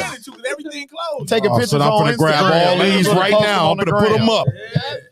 Wow. Okay. I wanted to. I didn't mean to ask you that a while ago, but while she was talking, it made me think about that. I want to ask Shake, how did he survive the pandemic? Okay. Loyalty too. Quality product. Yep. Because I bought something offline from you before, and it's very, it's just like getting the shit from. Well, actually, it's better than Nike because you didn't take as long because it wasn't 1,000 people in front of you. Yeah, I fuck with that. Got hip hop people in the room. I wanted to ask about one topic before we gonna close the show on the Joe Buttons topic, but. Keefe D got arrested for the Tupac murder this week. Because he wanted to. I think so. I said that too. He wanted to. So this nigga went on Vlad TV and did what? Told on himself. So yeah, this is a whole situation. So way back in, I don't know when. Actually, I don't know if Gerard's on there, but he used to write for the Journal. Mm-hmm. He interviewed me. So my husband did this. I think it was a 3 to 6 page article about Biggie and Tupac. So he talked to Greg Kading. For anybody who don't know, he was one of the police officers investigating that quit the LA Police Department from the way that they handled the Biggie murder. Yep. He quit. Russell Poole quit. Kading was the dude that was So Greg Kading and he talked to him and interviewed him. So this has been something that not only has been an open secret, but Keefe he's done documentaries. He's been on Black. But he's coming out. This is not new to us. Now, I ain't gonna put it out there, but there's something behind all this Keefe D stuff. Where you heard Suge say they got the wrong person. Yeah, facts. So if you know who he's talking about is behind all this. You can say his name. Take that. Take that. Listen. I told y'all. Did not say that. I told y'all. I told you that man in trouble, man. Greg Kading was very clear. He was very clear. That's the big thing. Is he gonna tell Hold on. So this is the thing, right? About Diddy being a part of this, right? I think Diddy's gonna get some type of Kelsey in the Meg Thee Stallion Tory Lane situation. Oh, He gonna get some diplomatic immunity, bros. I'm telling you, he's gonna cooperate, dude. I'm telling you, he's gonna, bro. This Shine, bro. How do you beat the Shine shit? Shine. Hold on, Shine. Who's about to eat that. it? Who's about to eat this one? Thank you. That's what I'm saying. This is what Diddy do, bro. I don't know why everybody on the internet, Diddy going to jail. No, the fucking Diddy told them people go arrest DVD. They called him last week. He said, I got an album coming out. He said, I got an album coming out. They ain't gonna, that's what I said. I got an album coming out. What do you need me to do? It ain't gonna never touch You need KVD address? It just can't. Hey, here we go. Man, let me tell you something. I'm waiting for that part two. That part two, Gerard. Let me tell you something, man. They figured out they could get to these niggas. When they got Bill Cosby and they got R. Kelly, they said, "Oh, we can get to them niggas." They waited 30 years, so you feel like they got it. But this like, is different. Yeah, this different. This is different. It's different. This is different. So you look at it like this, right? Like I know all of these dudes, right? Very well. So you got Zip, right? You Zip, right? You Puffy Man, right? Puffy give you $1 million to give to him and say, I want you to kill Shake, right? So you get the money, give it to him to kill me. Then I'm dead and he dead. So now it's nobody to ever say that he gave you that money. It's just your word against his. It's never going to touch it. Exactly. It's never going to touch him. Same thing happened in the Big Meech case with Puffy in Atlanta with his bodyguard. When Wolf got killed. If there a dead witness can't come testify, boss, ain't no case. Puff walked clean from the Big Meech situation in Atlanta in the early 2000s. I'm telling you, this man is really good. They gonna have to. This shit, they gonna have to Me Too Puff. Yes, it ain't gonna happen. That's how they gonna. That's how they gonna get the him. The man just put out the greatest R&B album in the last 10 years, boss. It ain't gonna happen. He knows how to kiss babies and do the political shit. He know how to spend money where he got to. He know how to do this shit, boss. He gave all them artists they publishing back. That was worth nothing. So you think it wasn't worth shit at all? Worth nothing. Absolutely nothing. That was a great Absolutely PR stunt for the love. Exactly. That was great. This is what I'm saying. PR. What happens when shit happens with politicians? We say it on here all the time. What they do? PR. They do beautiful PR to clean up shit. He's great at that. Look at all the artists. Look at Faith, Carl Thomas, Deluxe, Craig Mack, Danny Kane, Day 26. Look at all of them. But they don't mess with him though. Huh? Aubrey been but that's why Shake is saying the publishing wasn't worth. You know how much Aubrey public check? You know how much her publishing check was? Or 800 or something like that. It was $982. It was 5,000 between all of them, but then that was her split out of it. Yeah. So it's worth. That's nothing. Like, So it's always PR. You know who benefited from that, right? Him? Oh, the labels. It was Mace. Yeah. Mace benefited from the publishing being released because he was holding Mace's publishing this whole time. So when Mace got like $3.5 million released to him, that's why he ran on the show with Cameron, celebrating and popping bottles and shit that day. Because can you imagine for 20 years you've been waiting for a nigga to give you $4 million that he, you know what I mean? He been holding your shit. Yeah. So like him, Faith Evans, she said her catalog, she ate. She was like, I feel where Aubrey and them coming from, but she like, no, Puffy owed me way more than what he owed them. You know what I'm saying? Because her catalog, she wrote so many hits for Bad Boy. Even Stevie J, he celebrated the day Puffy let this shit go. He got his royalties from Eve Records. He was holding on the royalty from the Gwen Stefani record that Dr. Dre produced. Puffy didn't even have nothing to do with it, but because his publishing was signed over to Puffy, Puffy owned his part of the publishing on the record. So Stevie J been waiting like 20 years for his publishing from the Let Me Blow Your Mind. I didn't even say the name, but allegedly. Yeah, allegedly. Because I'm a Puff fan. So allegedly. I'm definitely not bashing Puff. All I'm saying is my with the article that was written 6 years ago, in my house, we know what happened. My husband, he did. What'd he say? He said, just read the last chapter of my dissertation. I'll break it down. Yes. Okay. Yes. Clearly, Shake. So who taught him how to move like that? Zip. Who taught Diddy how to move like that? Zip. You think so? His mama ain't no. You think so? Oh, his mama ain't no joke. I thought it was his boyfriend. His mama ain't no joke. That too. Oh, let me drink some water. Well, you know who his boyfriend is, Who was right? That? Which one? Oh. His mentor. Oh. The white man. What white dude? Clive. Clive. Oh yeah, Clive is the king of this too. Yeah, Clive is good at this shit too. Yeah, I get you that. Clive is good at this. I see where you going with that. I don't know about his boyfriend and all. His dad, we can call him his daddy. Come on, man. Allegedly. Come on, man. Allegedly. Yeah, we trying Allegedly. to keep Slick Talk with Scalez Allegedly. on the air. Yeah, Allegedly. We might saw need to what deal. happened to Tasha K. Yeah, right. We might need a deal with We revolt. don't need Cardi. We might need a deal on revolt. Yeah. You got to relax. Like, Diddy might be trying to, you know what I mean? Holla at us. You got to relax a little bit on that. Yeah, But he gonna try to have me off. What I He did could discover, and from being somebody who thought he had watched every Tupac documentary, I thought I watched that video the night it happened. And I think I watched that video probably about 2 weeks ago. Today, the news fucked me up. Me and Don at the studio, the news come on YouTube. I don't even know what we was watching, but something popped on YouTube. And they was like, take a closer look at this video. Tupac exits the hotel 10 minutes before the fight happens. Now, this entire time, I thought Pac whooped Orlando Anderson. Pac was never in that fight, my nigga. Swear to God, we watched the video today. That's the video that's going around right now. When they saying it's new footage released from that night, that's the footage that's released. He was never in the fight, dude. He was never in the fight. Him and Suge exit the building before the fight happened. That wasn't Pac, bro. No, Suge. Suge was in it, but Pac had exited the building. Not Suge. I mean, Pac had exited the building to the vehicle already.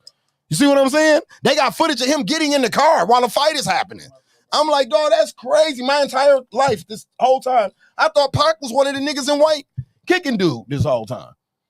No, I know I seen Wilson. I never thought I seen him. I thought Pac was in the fight. When they told, when Orlando Brown, whatever Anderson cousins get to telling the story, they tell it like, we smoked Pac because he was in the fight.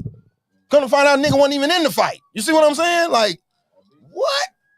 Like, if you know, you know. Yeah, like that's You know. weird, man. Like that's it, and it's people like 30 years later, like, yeah, bro, like investigations take that long sometimes, man. But where was that responsibility for us to say this cannot take 30 years? No, all the people who walk around who say they love Pac, love all the Biggie, people who say they love Biggie, all the people who say they love Malcolm, you know, all of these people who wear these artists on their shirt, they were because it was going to partying in the incriminate Audubon ballroom, right? The night of, right? Go back to what Shake was saying. It's going to incriminate their cousin. I might have to send my cousin. Yeah, and I might have to send my cousin to jail. Right. Because you were involved. You might have not agreed with the assassination of Malcolm X, but Farrakhan, y'all was there. You was there. Look at the comments. See what my husband said after that. You know what I'm saying? You niggas was in the room. You might have not agreed with the move, but you was aware of what was going on. Not only were you in the room and were you aware, you went to the high school that was named for Malcolm after you did what you did. So that's why people don't want to speak out, because it's going to incriminate somebody I love. You see what I'm saying? Mm-hmm. Even though I didn't agree with what you did, but if I say something, it's going to put, they're going to be, oh, well, Don did that shit. Did you hear what Scalez just said? Them niggas together every day, bro. Don did that shit, bro. That's what's going to happen. Listen, when I get to telling them stories, everybody look at me like I'm a conspiracy theorist, right? But what every assassination needs an inside man. You gotta have an inside. You gotta have an inside man. For me to backdoor you, bro, somebody gotta leave the back door open, right? Hey, like my Chicago little drill nigga. Hey, guess what? For you to get backdoored, yeah, I gotta leave the back door open. That means that's an inside play. Hey, guess what? What is it? The overplay for the underlay. Right. You know what I'm saying? Guess what? Guess what? You no sniper can hit a target without a spotter. So, I mean, when we look at where Martin Luther King was, and you see somebody pointing at him, I mean, you know what? Yeah, yeah, it get a little deep over here on the old slick talk element. You know what I'm saying? Yeah, we get a little deep. You know, this is my comfort zone. Yeah, we get a little we deep. Talk over about here, it. You We know can what I talk mean? about it. I don't want to keep y'all here all night because we get a little deep over here on the old slick talk. What you think about JFK? I mean, come on. This is a president. This is a president. We saw the energy that went into, regardless of how you feel about Donald Trump, when he had COVID, everybody stopped. Yeah, facts. Like they revived that man. Yeah, brought him back to life. They gave him the extra shot to bring him back, because there would have been so many people that would have went nuts saying that a certain part of our government let him die or infected him or whatever. You have to. I mean, come on. You're not assassinating the president without. Did you ever read J. Edgar Hoover's notes from that night? I didn't. But a man just came out. One of the bodyguards that was walking next to the motorcade said that there was 2 shooters. Yeah. One of them just released the book. He just released the book. Like, he said there was 2. Yeah. He said there was 2. Yeah. Yeah. I mean, and they weren't in the depository. I The will book say depository. this. We have admitted that there are UFOs. So, look. That's all I have to say. But Jagger said 2 people came to visit him that night from a flight from Dallas to Washington, D.C. Came to see him in his office. I asked him what he know about the CIA. The 2 people, it's crazy. It's crazy when you say you say them things and you say them things out loud. You be like, wow, like who he said who came to see him that day? The fact that is, but when you think about it, it go back to the Biggie Pac thing. Like Shake was saying, it's not that far fetched when you know all parties involved, bro. Yeah. You see what I'm saying? That's like when I heard the Big Meech story with Puff Bodyguard. Nigga, I was there. You get what I'm saying? So no, that's not too far removed. I remember we were in the club in Atlanta that night when this shit happened. Yep. I remember that. Look at Gerard trying to. He is so Gerard shady. want all the minutes. He want all the minutes. Oh, he want all the minutes. Yeah, we spent the hour on it. Still managing me. Yeah, He's right. still managing me, and I'm his wife now. Look. That's what I'm saying. hold The caliber is like, look, what does this got to do with our Hold sneaker event? on, but because you got Shake here. Y'all are no, let's- and y'all getting into some murky waters, and they do got sponsors and shit for that, brewers and You see shit. what he said? No, this. Y'all niggas get with Slicktalk Scales and be talking about Malcolm X and Pac, knowing I already solved the case. I told you.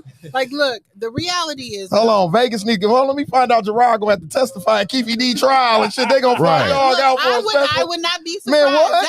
That conversation We got an expert here from Milwaukee. Well, Vlad, I know Vlad TV gonna be there for sure because that nigga was on Vlad TV telling like a motherfucker. He spilled all the tea. Man, he what? Spilled it all. He spilled it all. So. Like he was on Vlad TV talking so much. I said to Don, I'm like, bro, he lying. There's no way this man could be telling the truth that much, bro. Like, how do you sit in front of the camera and tell all that shit? Because like that? He's not you asking for if you're asking for somebody to come arrest you. They just don't know how to get Just don't know how to get in there. Damn, that's deep right there. He gotta go. He gotta go. He gotta go to get the money. No, he gotta go to get the money. Is that right, Shay? Go where? Like go to Go to jail. Like if you go, Yeah. What money? Whatever he got promised to go to jail. That shit's No, man, that shit gone. That's gone. That shit gone. Oh no, he got some more money. He got some more money. No, he got paid by Right, Vlad. what's old as new? He got paid by Vlad and them. Yeah, Don, think that's so? who paid him. Yeah, that's the money that he collected. That's why he went around doing all them interviews like that. I'm just living under the assumption what y'all said. Y'all said they not gonna get Diddy. No, they not. To write a book. The- You have to have a certain level The of nigga confidence. Zip was fucking Puffy mama, my nigga. Puff gave Zip the money. Zip died, my nigga. Keefy D then went ahead and did the shit anyway. You never even got the money, idiot. So that's how Puffy's not, get what I'm saying? He's not implicated at all because you never got the money. The money never even got to you because the person allegedly. The person who was bringing it to you never even got to you, bro. It's never gonna touch you. See what I'm saying? So it ain't, and y'all went ahead and did this. That's why we saying the shit had nothing to do. So what happened to Zip? He died. How? I think he had cancer. Oh. See what I'm saying? It wasn't even sinister. I thought it was gonna be. I thought it was gonna be by some nefarious means. Yeah, like his airplane blew up. Like Diddy mama offed him. Yeah. Add to his conspiracy theory. You know what I'm saying? I ain't gonna front, man. Back in the day, Puff used to be sitting on TV looking a little in shock, but I just thought he was in shock because because Biggie got killed like 2 inches away from him. You know what I mean? But that's enough to shock you. yeah, it is. It kind of that's enough to have a nigga on TV looking like this with the dark eyes and shit. Remember, Puffy Dick's talking about Dirk today. Puffy used to have the dark eyes. Gerard, after that Gerard, did he do both of them? I want to know. Did he do both of them? There's a recording. Oh shit! Bark twice if you're from Milwaukee. And so they was just building the case this entire time. Vegas was, I guess. Element, is he responsible for the both? first time he had immunity. Oh, and it done wore off or I something? wasn't on the phone with Greg Katie. The new stuff that he said, it wasn't covered under his original agreement. You wrote a whole book. Yeah, so he You wrote a whole book. He started talking about, like stuff that only the killer would know. You know what I'm saying? And it wasn't covered on his immunity agreement, and that's how he ended up getting indicted, and that's why he's in jail. Yeah. Hey, he was talking on Vlad, baby. I'm talking about talking. I mean, he He chirped. been talking though. He chirped on Vlad. Like, What's he? You gotta have a Gerard. certain level of confidence. Gerard. You're not gonna get touched. you gonna have to call Gerard. They off do the both air. of them. You gonna have to call Gerard off the air, Don. What was it? Telling Both you. of them. Allegedly. I just want to know. Was it both of them? When I ain't saying no names, I'm not saying who both of them is. I just want to know. Was it both of them? We're gonna run the Joe Buttons clip before we get out of here, right quick. That probably has a little bit better fighting Somewhere chance. they got some holes. That probably has. And Lillard was leaving Portland and coming to Milwaukee, and they were saying Milwaukee was more lit than Portland. That probably has a little bit better fighting Somewhere chance. they got some holes. Yeah, well, I know Dame is married or whatever. He not into none of that, but it's good to land somewhere. Hey, Milwaukee got them sleeper eights. Sleeper eights out there. Milwaukee's a nice city, When man. I went out there, I've had some times in Milwaukee. that 8 might turn into a New York 6. But when you out there, That's an 8.5. yeah. I put a little extra on High that. grade. Shout out to the Milwaukee hoes. Especially if you're listening out there. We need to go do a show out in Milwaukee. Milwaukee's a nice little city, man. He's gonna have a good time there. And they got hook out there. Yeah, hook and hoes. I had some good food out there too. Me too. I had some good food. Hookah, holes, and hot dog. Hit a couple of little breweries out there. I can't wait to see how.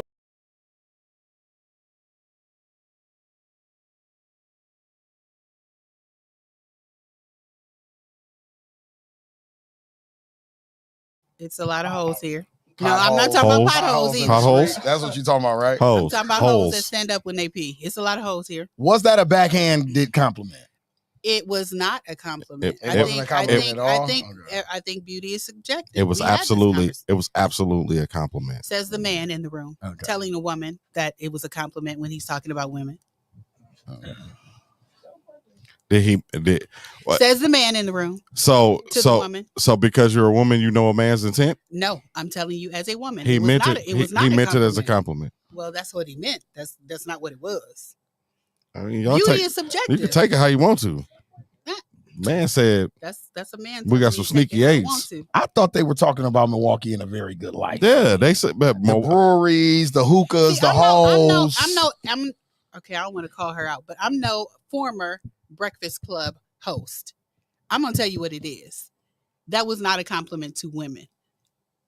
Point blank, end the period. Now, men might see it differently. So because what you're should a he have man. said? He should have just said there's some beautiful women in Milwaukee. There's some eights in Milwaukee. Park whatever, said that, though. Whatever he thought. The other guy but not said the, that. Not the New York Six. That's bullshit. Period. And beauty is subjective. Like I said, your guy Kevin Samuel said Beyonce was a 6. he did not. He's first of all, he said she was a 7. Well, if he said she was a 7, Yes, thank you. because he's going Subjective. he's Beauty going is he's going subjective. to the No, to the Park's top white, of the food man. He chain, probably done been right? to Milwaukee, bro. For him, it's Rihanna. Scott, yeah. Yeah. Park's, man. What you say?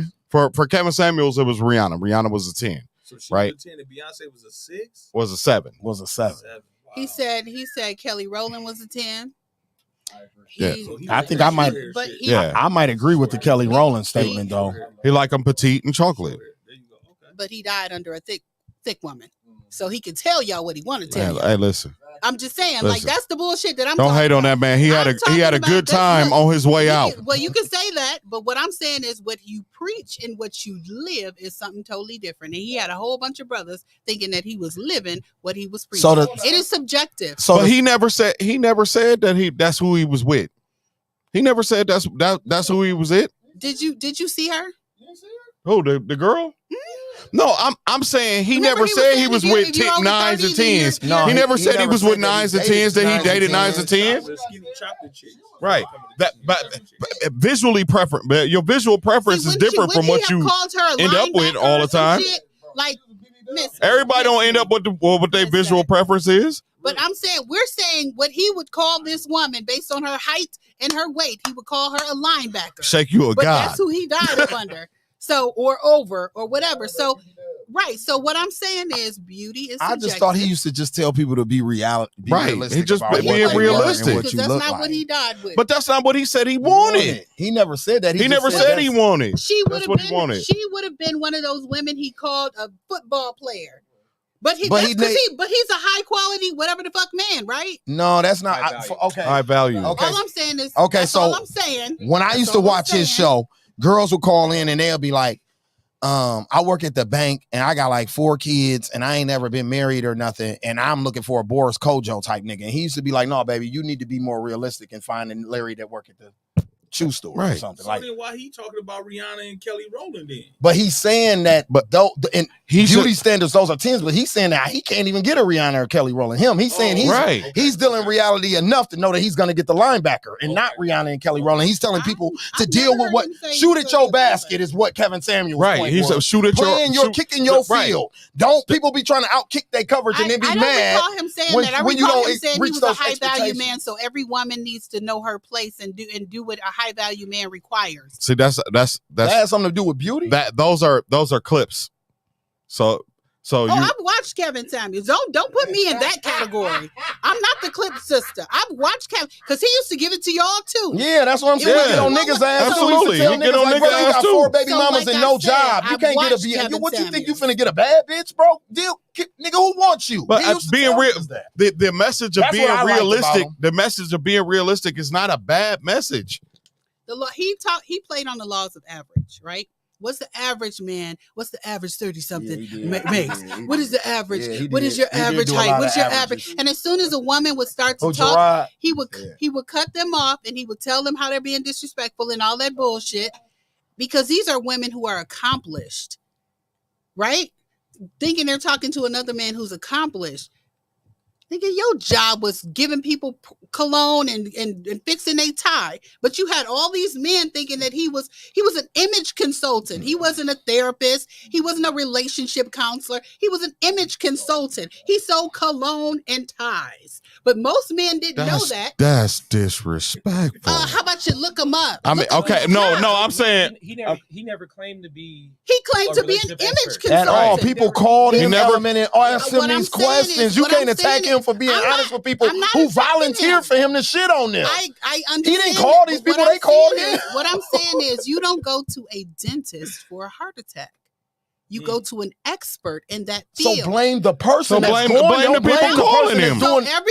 So what I'm doing is I'm based on y'all conversation. I'm blaming everybody that listened to anything he fucking said outside of cologne and a tie, because that was his area of expertise.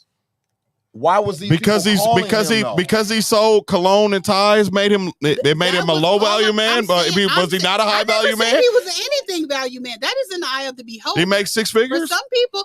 Do you know how much money Kevin Samuels made? Do you know how much money he actually not talked about? Because all he did was talk online. I thought most of the money he made was off off the internet. Do you know how much money he made? Do you know how much? Because I don't know how much money he made. No. I don't know. I know his YouTube channel was popping enough for him to have that kind of money. I will say this, and just this is just my observation. I'm sure a solid man with a solid business plan who got businesses, who got his own fucking shoe, made more money than Kevin Samuels. That's all I'm saying. No, that's all I'm saying. I wouldn't disagree with that. That's all I'm saying. So what I am saying is, I like that. There's a level, I like that you took that angle. There's a level. I like of that you took that angle because now I'm gonna use that angle back towards you. Okay. Right. So because he got more money than Kevin Samuels, don't make Kevin Samuels not a high value man. That's not what I said. But you said I said that's you subjective. Just said. Didn't I say that's subjective? I did. But you just said you shit on Kevin Samuels' wealth.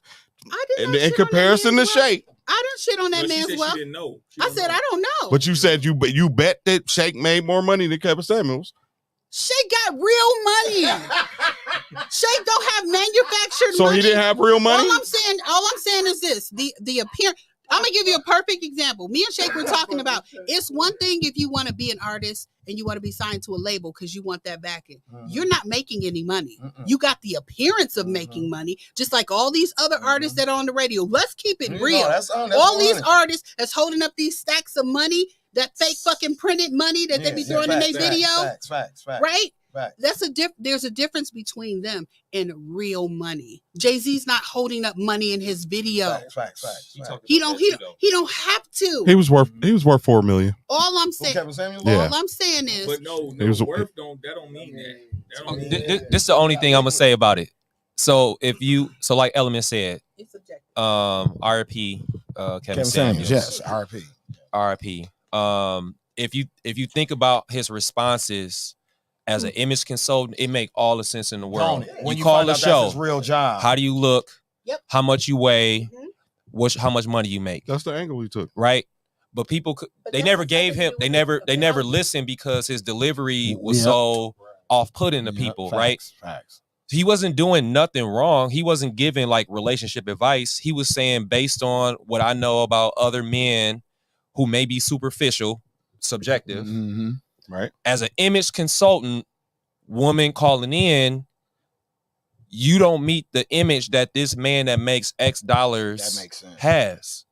He absolutely was giving relationship advice because he was telling women to lower your you want to man up here, right? Image. He was, Right. but it was all image It was all based. based on image. It was very superficial advice. And what you saying him but it was being an all image based consultant, on now that being an makes image more consultant. sense to me now. Element, you opened my eyes. I never knew that. People were tone deaf. People were tone deaf because of how he delivered it. Because he would be like, "Good night." You being unreal. You know what I'm saying? Like it was. You were being unrealistic because you were disrespecting me. You called my show, so you know what I'm saying. It wasn't the best delivery, but based on him being an image consultant, it made sense, right? It makes like total just sense like he now. asked the men, "How tall are you?" 5'7", and he will ask the super nasty question that I ain't gonna mention because I don't care about that. Yeah, but he would just say, "Oh, you ain't got no good image either." Right. When he was giving the men their advice either, he like, "Oh, you fat, you need to go work out, and you broke." Like a woman don't want you either. But here's what I'm saying. When you start to get into anything past the image, that is his individual opinion. You need to lower your standards because the average man in America makes $35,000 and you want you a chief innovation officer of Milwaukee Film. Right? You can't have that. I can. Image. But what I'm saying is image wise. saying- He don't know nothing. He don't really even know nothing about your background. He going pure off of what he sees on the other side of that camera. Tell somebody what they can and cannot get. You cannot. It is subjective. Do you know how? Hold on. Do you know how many brothers in Atlanta, New York, LA want them a woman who is bigger? Want them a woman who is a trans woman? Want them this? Want them that? It is subjective. You cannot say with a blanket opinion that every man wants this. But if type my of woman. background is image consulting, yes, I can. No, you can't. No, you can't. Yeah, because that's what I do. I basketball work in players- images. Basketball players just came out, and his whole fucking DM showed how he was trying to get this boy to come over his house so that he could fuck him. And this is a huge basketball. Dwight Howard. Oh, Dwight Howard. Dwight Yeah, Howard but was gay, though. we've This been ain't to that. nothing new. We've been to that. Allegedly. What I'm saying That's is, not alleged. what Like I'm saying- everybody knows I that said about Dwight allegedly. Howard. I Like, said alleged. What I'm saying not is- saying Am alleged. I It Joe is Budden voice? subjective. I mean, we've been to that about Dwight. What I'm saying is it's subjective. It's for me. I just don't like to paint. It's kind of like when women say, "Oh, I don't date black men," or "I don't date this. I don't date." Okay, you've had experiences with some, not all. So when you start to blanket anybody, then you're putting that whole group in one category, and it's just not realistic because there are a lot of exceptions to that motherfucking rule. And Kevin Samuels would do that a lot. That's why I don't appreciate women who do that when they're talking about, "Oh, you can't get this kind of woman, and you don't know what the fuck somebody can get." You trying to make money on the internet. Let's just be real. That's what your job is. Your job is tearing down black men.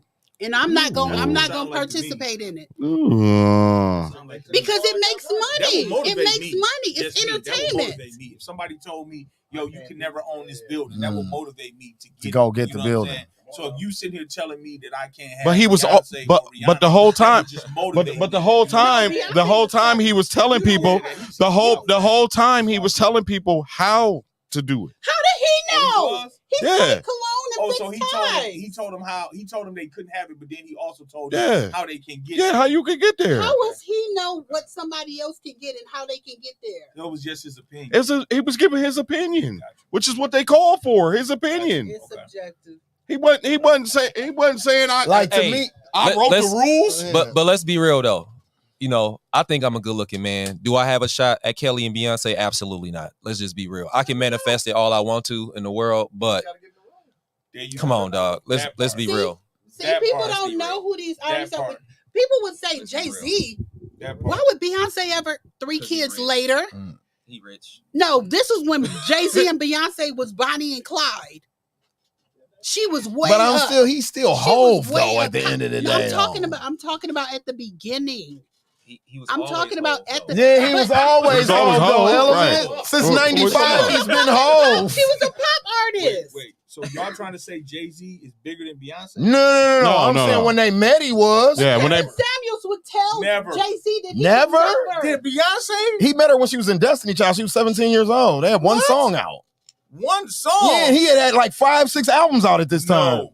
No. Gee. No. Destiny's Child was no. She never. Bigger than Hove at that time? Yeah. Hard Knock Life Jay-Z was not bigger than Destiny Child? No. I don't know about that, y'all. No, that's rough. Whoa. What's the album Beyonce dropped when she got the silver on? She on there by herself. Was that 4? That was after. That's after Hove, though. No, I'm saying that's when the whole thing like really got started. Like, bro, she was already here. Oh, you talking about like when they went public? Yes. But I'm saying for us that no, they had been dating way before they went public musically with music videos and all that. What I'm telling you is if Sean Carter called Kevin Samuels and he didn't know he didn't know nothing about his history. Like, right. And he saw his face. He was he can't get beat. Never getting Beyonce. That's not how he was. That's not how he was. No, he would have said, what do you do for a living? Yes, exactly. He said, how much money? He would have said, how much? He said, what do you do for a living? Angela Simmons was born into money. And if Yo Gotti isn't a $1 trillion rapper, he never gets Angela Simmons. Yes, he always. No, he wasn't as big as he is today. When he shot at Angela Simmons, he was not as big as he is today. He didn't have Glorilla, Moneybag, Yo, ESTG, didn't have none of them people. He just didn't have his business. All he had was him. It was just him. 5-star chicken and shit. And down in the DM. They still got money. And in 5-6 years, he grew he elevated himself to be like her uncle. Russell. Now he's like Russell. He's not like her dad. He's like her uncle. He's close. He can't. He only got a $10 million deal. How does he like Russell? Right now, what I'm saying right now, when you look in the rap industry, Yo Gotti has the strongest roster out of any roster in rap right now. And I'm not saying he's gonna build another Def Jam or no shit like that, but I'm saying right now in the game, he's the closest thing to her uncle. Yeah. Right now, today, if we take today, over QC, over QC, their roster is pale in comparison to Gotti's. Yes. Really? Right now. With Lil Baby and the Migos. Yep, it's still his. And you saying he got Moneybag and who? He got Glorilla. Moneybag and who? ESTG. 42 and Doug. Bro, them is all street rappers. Them motherfuckers don't got commercial success. They don't. Moneybag Yo just did it. Bigger than all. Moneybag Yo just did an arena tour. Oh, who? Moneybag Yo just did an arena tour. First of all, Shake, the Migos don't exist no more. He can't. And the Migos is done. No, they not. And they still big. They still bigger. Them two. Offset is bigger than them.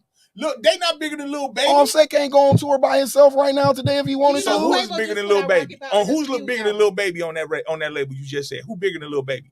Absolutely none of them. Nobody. I give you that. You can combine all of them and they not. And then after Lil Yachty and Lil Baby at QC's in trouble after that. Yeah. They don't really have nothing. You said you in trouble after Shaq and Kobe. Come on, bro. Come on, bro. I guess. Come on, bro. I'm saying Yo Gotti's money definitely elevated since he shot his shot at that girl 7 years ago. He went in a differently tax bracket, whether or not he bigger than QC or whatever. He got the second biggest rap label in the game right now. Period. Hands down. Yeah, nobody else roster compares to him. TDE don't have a roster no more. Whose roster is like his? Kendrick left. You know, SZA had like one of the best. She had Kendrick left. So okay, they got SZA. Kendrick left. She broke Aretha Franklin. I'm giving you SZA element. Kendrick left. They didn't need to 01, and in 01 they dropped Survive. She was on his level. She was on his level. And, On his level. What did he drop in 01? Well, what did he drop in 01, my nigga? Blueprint. Huh? No, Blueprint. the Blueprint. Yes, Yeah. that's what we just said. The 01. biggest album, September 11, bro. What are we? All right. Are we being serious now? No, I'm being okay. serious. It's okay. It's okay. I'm being serious. You being serious about Writings on the Wall versus Blueprint? Yeah. Yes. It is. What? It's okay, y'all. Scales, you tripping, bro. How am I love tripping? Hov. I'm just not about loving. With the best of them, Bro, it's Hov his was biggest record. Hov was the album biggest that's star in the he was the game at biggest that star in time. the game. Bro, Eminem, Nelly, none of them niggas were bigger than Hov at that time, bro. Don't you say Eminem. He Don't you wasn't. say Nelly. Bro, he was not. Jay says it on the record, bro. We can look at the numbers. He wasn't bigger than Jay at that time, bro. They were equals. Them niggas weren't bigger than Jay Scales, at that. stop it. All right. You saying I that like this you saying conversation. that Sean Carter was bigger than Marshall Mathers? I'm saying they were equal. Marshall Mathers wasn't bigger than him, and he wasn't bigger than Marshall. Bro, is you It's crazy? different Bro, between listen. Pop Money. I'm gonna tell you this. Jay I'm had gonna tell you crossed. this. Jay had crossed I'm gonna over tell you this. by Beyonce had Blueprint. He Jay never had crossed crossed. over. No, he Yes, didn't. he did. Hard Knock Life crossed Jay over. No, That's single. no, that's one record. I'm telling you this. Man, You- we're on a world tour. for listen. that. Like, what- No, Bro, I'm no, lost no. right now. See, you got that's the smoke and mirrors. Let me explain something to you about Jay-Z, right? So this is his whole gimmick, right? He came out dope, right? Hov is dope, right? But then he always got to stand next to the hottest one, right? He got to go stand next to Jeezy because Jeezy hot. Oh shit, Rick Ross hot. Let me get over there with Rick Ross. Oh shit, there go DMX. Let me get with him. So he never did it on his own. Eminem did it on his own. Nelly did it on his own. Them dudes were selling 10 million records. So you don't think the Dr. Dre affiliation helped Right. Eminem at Help all? who? What are we talking about, Help Shay? who? Eminem. So if Dr. Dre helped Eminem, you saying Dre helped him sell 10 million records and sell all them damn arenas? You don't The think that helped cosign at did. all? Yes, it played So a you very saying that big role cosign in did that. that? Very The big cosign role. helped. Why didn't do for none of The why didn't do cosign it for none helped. of the other ones? that Because Dre they were had? trash. So they was trash. No, but because The game is No, trash. let's be honest. Dre game? had Rakim. Yes, the game Rakim's is not trash. Rakim was done. Eve did well. Eve did well. I'm not talking about that era. I'm talking about what he's talking about. I'm talking about that era Oh, when during the time the of- Hard Knock yeah. Life shit. Okay, and at that Marshall time, Mathers. only people Dre had was Who him Dre and had? Eminem. He was him and Who Eminem did at he that have? time. Who do you have at He that had time? The Firm didn't even do shit. And he was on it. Is you crazy? The firm. Come on, dog. Don't The talk firm music. Let's is go back to trash. Kevin I'm saying Samuels. the firm The was. I'm firm telling you, that is was trash. Dr. Dre. And if we really want to get on that with me on this show, I'm gonna say what I always say: Nas is trash.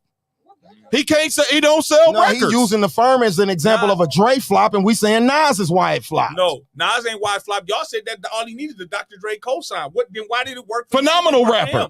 Phenomenal rapper. Element. Who? Nas. Phenomenal rapper. But why? But he's trash. Why did it work for Eminem, but it didn't work for the firm? And he was in the firm. I don't know why it didn't work, but it worked. It worked for Snoop Dogg. Producer over It didn't there. work for none of those rappers. We're just this is the show now. This is the show. We have our producer. He has. Blueprint did 3 million. Writings on the Wall did 13 million. Yeah. Hey, listen, bro. I could We have know, told you we that know. without you even looking. I'm it not up. even going I'm telling record you- sales, I'm though. telling Y'all you- talking that's about record Destiny's sales, Child. bro. But we That's we ain't Destiny's talking about Child. Destiny Yeah. Child. But Right. you have The to group- talk about the the sales group- because the you gotta group- talk about I'm not bigger. talking, bro. The You group. gotta But talk about in bigger. 2001, The for you to say yes. Jay-Z wasn't group was relevant, bigger than my nigga, Jay-Z. that's Beyonce wild was to bigger me. than. Listen, them niggas was Tito. Nobody knew them. Nobody know who Tito was. That was Beyonce group. It ain't even up. Exactly. It's not even up for debate. I'm just telling you this. Jay-Z. Yes, Gerard, I said it. Nas is trash. Jay-Z was It's never, okay, and honey. save this clip. All Jay-Z your heroes was are never trash. bigger than Nelly or Eminem ever. And even right now, he's probably cooler because he got the other shit going on because he keeps standing next to her. Like I told you, that's his MO, right? But I'm telling you, as far as record sales and touring, it's them two niggas. Who? Said The two Beyonce. niggas, What two niggas? Eminem and Nelly, the He's two saying people from he that named. era, he's saying DMX, Beyonce- Eminem, Nelly, all of them were bigger than Jay. Jay was not big. All Beyonce of them said, niggas was bigger than all. Beyonce said, and upgrade me. She said, I heard you be the block, but I'm the lights that keep the streets on. Listen, this motherfucker, this nigga DMX dropped 2 Harvey's albums like- in 1 year I'm and just sold saying he 5 don't million get, he twice. don't get Beyonce if he not Jay-Z, the biggest rapper in the game at that Hey, time. That's all my point. Nelly was how we started. Nelly had a hell of a I'm run. a fan of everybody you talking about, so I wasn't. He had a hell of a run. A hell of a run. He was not bigger than Jay-Z. No. He was not a bigger Nelly was artist. country music. Nelly was singer songwriter. Nelly was Nelly got that Singer songwriter. Yes, Nelly got real money. Wait. He got long money. Who he write for? Because he didn't write for his damn self. No, Nelly is a writer. It's Group writing, a yeah. writer's group. He was writing. Nelly was writing. I'm just telling you this. No. I am a all huge this, yes. I'm a But I'm huge talking Jay-Z about fan. record sales Huge. Y'all and have being no a bigger idea. Artist, never. I am a None of huge them. Hov fan. I've been a Hov fan. I am too. When I met my husband, Was Hov the biggest rapper in the world? When? He's saying they saying he never was. So he never was the biggest rapper in the world. So I don't know how that happened. I don't know how that Wait, stop. That's what they saying. That's what I'm saying, and I'm standing on it. He's standing on it. That's what So Shake's you saying. saying you saying Jay-Z was bigger than Biggie? When Biggie was alive? When Life After Death or Ready to Die, you saying Jay-Z was bigger than Biggie? No. Let me Okay, tell so you- when let did me the shift tell you. happen then? After they died.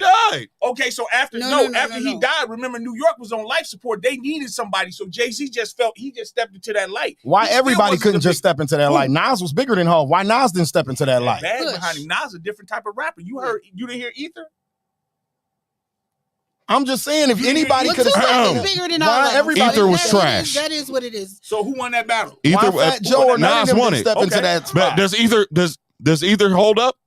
Can you play Ether's dope today? Yes. That shit is trash. No, it's not. Stop it, Shake. No, it's That not. shit is trash. No, it's not. I'm not getting in the car. Man, turn on Ether, dog. Oh, wow. This nigga am. getting off. I am. He called him camel lips. I am. Wow. I am. Yeah, I am. the Sheether and all that. I'll say Yeah, this: I am. Tupac is bigger than all of them because ain't nobody, and nobody else's pictures. Tupac was the biggest rapper in the world. Yes, That's what I'm trying to He keep was. asking y'all. When did the shift happen then? Because if he wasn't bigger when Biggie was alive, Pac was alive. in my Jay discography, the period that I consider him the biggest rapper in the game is when we go from Hard Knock Life. That album, what's that? Volume 2, 3. Volume 2. Volume 2. Volume 3 was trash. So when did he become the biggest? Look, we go volume 2. 3 wasn't trash. 3 wasn't trash, bro. It's the weakest it's one of the weakest albums in his discography. Yes. Yes. Even Hov got it. Blueprint 2 is probably the weakest. Nah, Blueprint 2 got some shit, my nigga. Blueprint 2 got some shit, my nigga. Hov was diving in the river after that. He's on his way down after that. No, Volume 3. He's on his way down after that. Oh, you talking about 2, the double disc? Yeah. That was shaky. Okay, but let me go back to where I was at.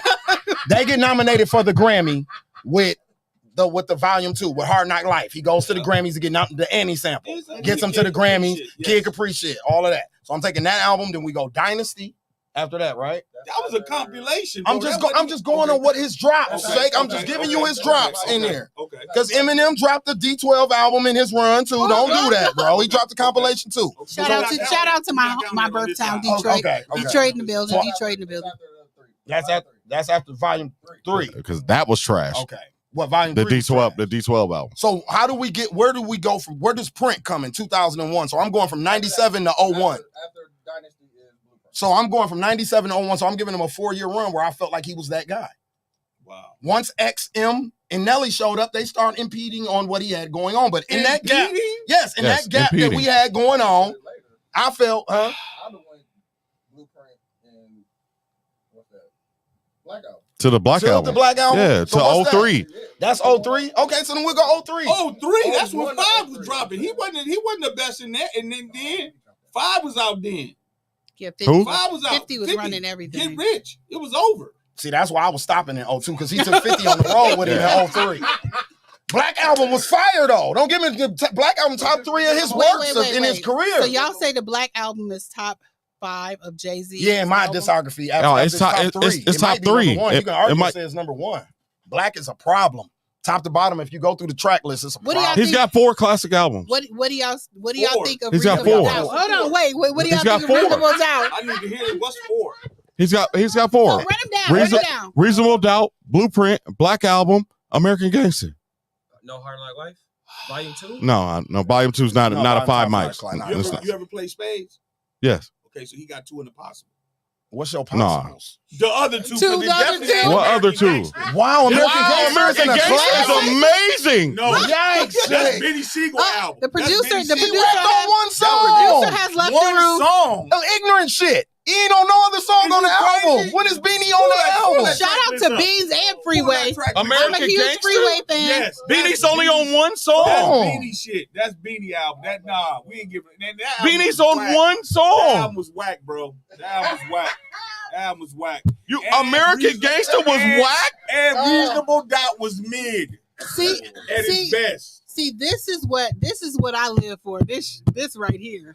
We don't take our shoes now off. listen, got comfortable. that's where I'm agree with you at. What? Out of all the GOAT's debut albums, he might have the weakest debut album. Reasonable Doubt. Yes, it's one. No, I'm going. Listen, what we're doing. The greatest debut album of all time is Get Rich or Die Trying. Okay. Right? Yeah, but Get Rich or Die Trying was a points back. compilation of Okay. all Points back. Brother, Just brother, I do this. I do this. Songs for a long time when he made his So, first album. so what I'm comparing. That's why they were great. What I'm comparing Reasonable Doubt to, though. Yeah. And it's not fair, but I have to do it because this is when he came out. Yeah. Illmatic and Ready to Die. It pales in comparison to those albums. That's why I keep saying, You see what I'm when saying? was he the king? But it's still a good album, though. Not to It say is that a it was good a bad album, It's a good but it's not one of. Hold on. To me, hold it's on. not even in J top 4. Hold on. See, this is what I don't like. This is why I don't like this. Tell me. Reasonable Doubt dropped in 1996. Yeah. Biggie was already dead. What do you mean? I'm talking about Ready to Die came out in 95. I'm talking about debut albums, Don. Concentrate on the word debut. Your debut album, not your catalog. No, but he's saying when was he the guy? Biggie wasn't even there no more. That's still when was he the guy? Are we not gonna talk about even when Biggie died, he was still the gonna guy. talk Is his about point? He's saying when Tupacalypse Biggie now? died. So that's what I'm saying. We're Pac's not gonna talk debut about album is Tupacalypse now. Pac's I debut didn't album wanna is go there. Tupac's new debut. Snoop You say finish it. So here, Snoop Dogg debut album might be the greatest debut album of all time. Here is the reality. It's arguable though. To me, Doggy Style is in the debate with Get Rich or Die Trying. Doggy Style's Definitely, definitely it's in one the of the debate. greatest debut albums of all It's time. right there with Get Your Die Trying to me. You got a Right lot of there. greatest of all time. Don't he? Yeah, you do. You got a few. The caveat is there. The caveat is there. Debut. Let me just say this: when your first single is Trapped, By Pac, that just yeah, makes yeah. you a whole different artist. Like people are like, "Oh, Brenda's got a band." I'm like, no. Violent, No. traps. You got to get into records Trapped like is that his to be first to know single. Soldier to know Like, Pac for When real. people are like, "Oh, Lauryn Hill's first That single," shit he had watch that videos thing. for No, wasn't her even the first single crack was like that. The Lost crack One. was on the album. Like, That was the good Pac. the good part. Yeah.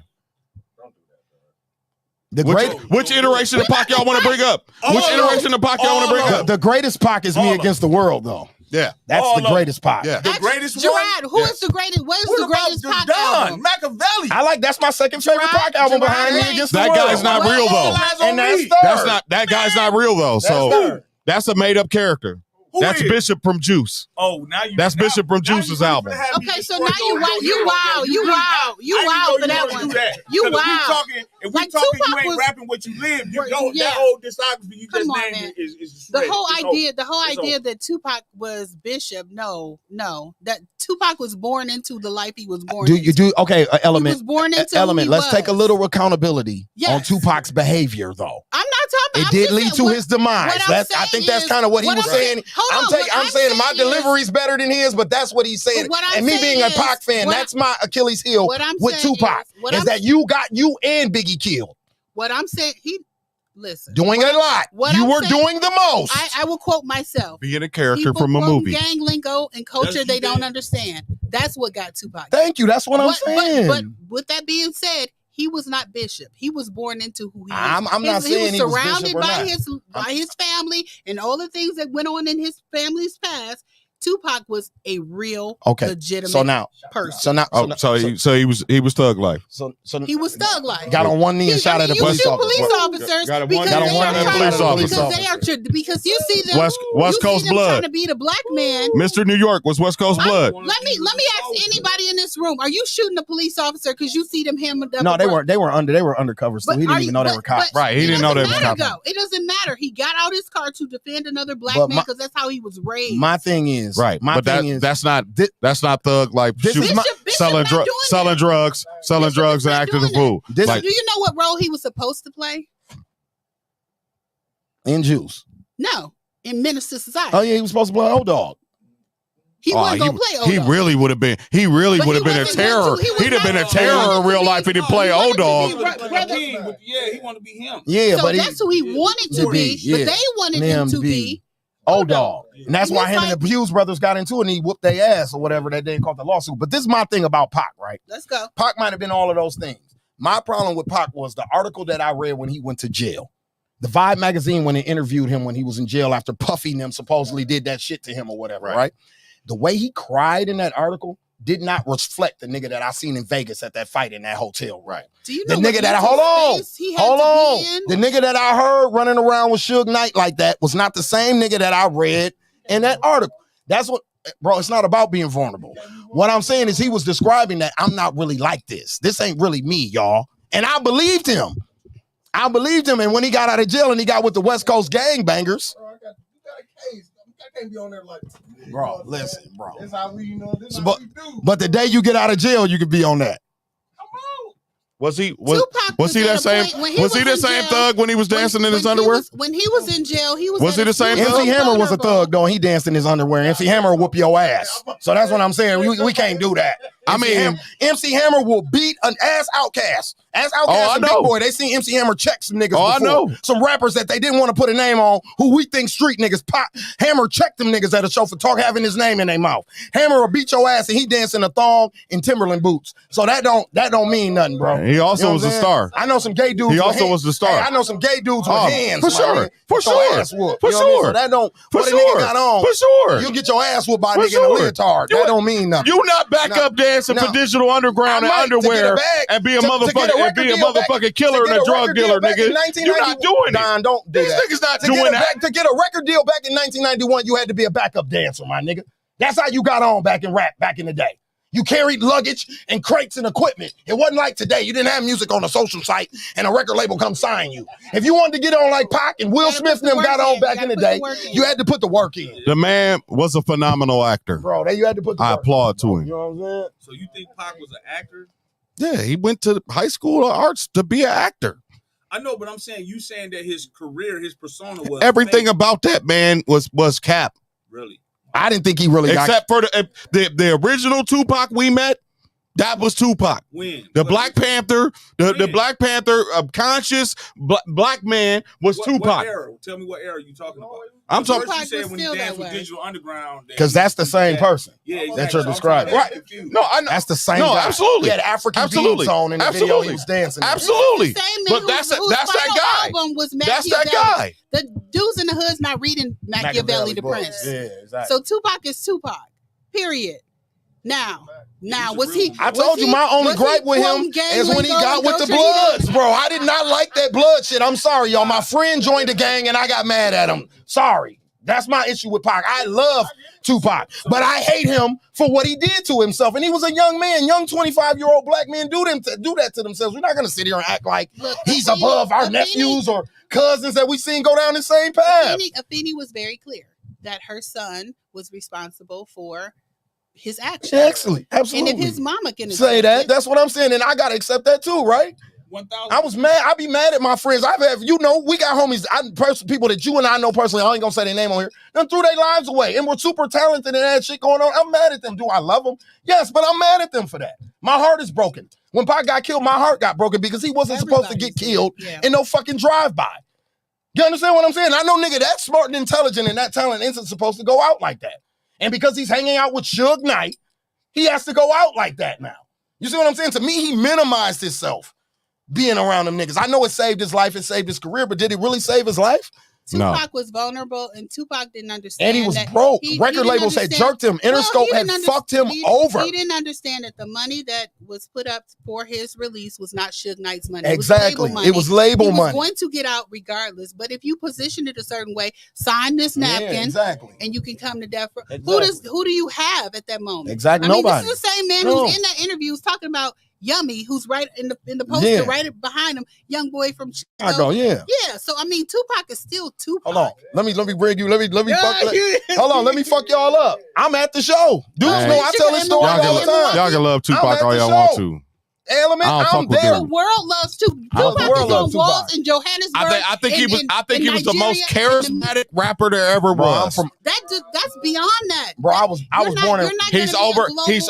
He's overrated when it comes to lyrical ability. Who's not overrated? People be telling me, "Oh, Tupac was lyrical as a motherfucker." Man, get the fuck out of here. But man, who's not overrated? have you ever listened to a Tupac album and been like, "Oh, what the fuck he said? I gotta rewind that. That went over my head." Let me tell you something that will make you go over your head. Hold on. Tupac had such an engaging and in touch. He was in touch with all aspects, his masculinity and his femininity. He said, and my husband's probably gonna be laughing at me when I say this. He said in his song, "I didn't know what to throw away and what to keep." How would a man think about that as a woman is giving birth and write that down? Most men, they don't think about the woman's experience. He said she didn't know what to throw away and what to keep. Mm-hmm. If you ain't never had a baby, you don't know what that looks like. If you ain't never been there, you don't know what the placenta looks like, the afterbirth. You haven't had that experience. Tupac was so in touch with everybody he came in contact with that they became a part of his music. They became a part of his life. So let me know. That Tupac Kool-Aid was strong. Let me know any other man who said, as a black woman is giving birth on the bathroom floor, she didn't know what to throw away and what to keep. That is a well-read, well-educated, well-spoken. I'm not of the ilk that he wasn't a lyricist. I don't like when people say that about him. I don't understand that because the man wrote poetry. Phenomenal poetry, and a poet is a lyricist, bro. So I don't know where this narrative that he couldn't rap because it wasn't New York bars that blew your mind. My favorite rappers don't even kick New York bars. The niggas I think is cold don't even kick that type of shit. Jay don't really kick New York bars like that. Nas is a New York bar kicker. Jay ain't no New York bar kicker. Jay talk shit bars, that No, Don. I love Jay-Z because I can relate. The shit that Jay-Z talk about is literally relatable shit to me. I'm not a fan of Jay because it's lyrical phenomenon. It's shit that he say that I'll be like, damn, dog, I thought like that one day, ho. Are you a fan of Drake? No. Are you a fan? No. Damn. Who you like, bro? That's what I'm trying to figure out. Let's just cut. I love. You know, one person that I feel like not the world, but I think if you know, my favorite MC of all time is Black Thought. You argue with your mama. I think Black Thought is amazing. Period. Argue with your mama. Or like commercially, I love Lil Wayne. When Wayne is in his bag, he is so far in his bag that nobody can pull him out. Now when he's on his other things, he's on his rock and roll. That's his rock and roll. All versions. Wayne's crazy. Wayne's crazy. Yeah, I like this. He features. No features. Who you like though? He the feature monster. He's the feature monster. Who's lyrical to you? Who you like? I didn't really like that album that he just dropped. It was okay, but his features, bro. So who do you like? Don't take that long. Come on. So we talk about lyrical ability. See, now you want to move the goalpost. You asked. Use your line. I love it because he says that to people. Use that on him because he says that to people all the time. Use it, Shay. That's your best friend for real. Hey, bro, that's your best friend for real. Lyrical. He said Adidas. You talking about rappers' names start with a T? Just tell me who you like. Just tell me who you like. Yeah, they laughing at y'all. Jay-Z, Eminem, Andre 3000. Give me your top three. Rakim, the top three. Top three around the board. You want the top three greatest rappers of all time? Come on. It's Jay-Z, Biggie, Tupac. Wow. Just because I don't like them, don't mean I don't respect them. Wow. Are you talking about overall? Yes, overall. All things considered. Yeah. Okay.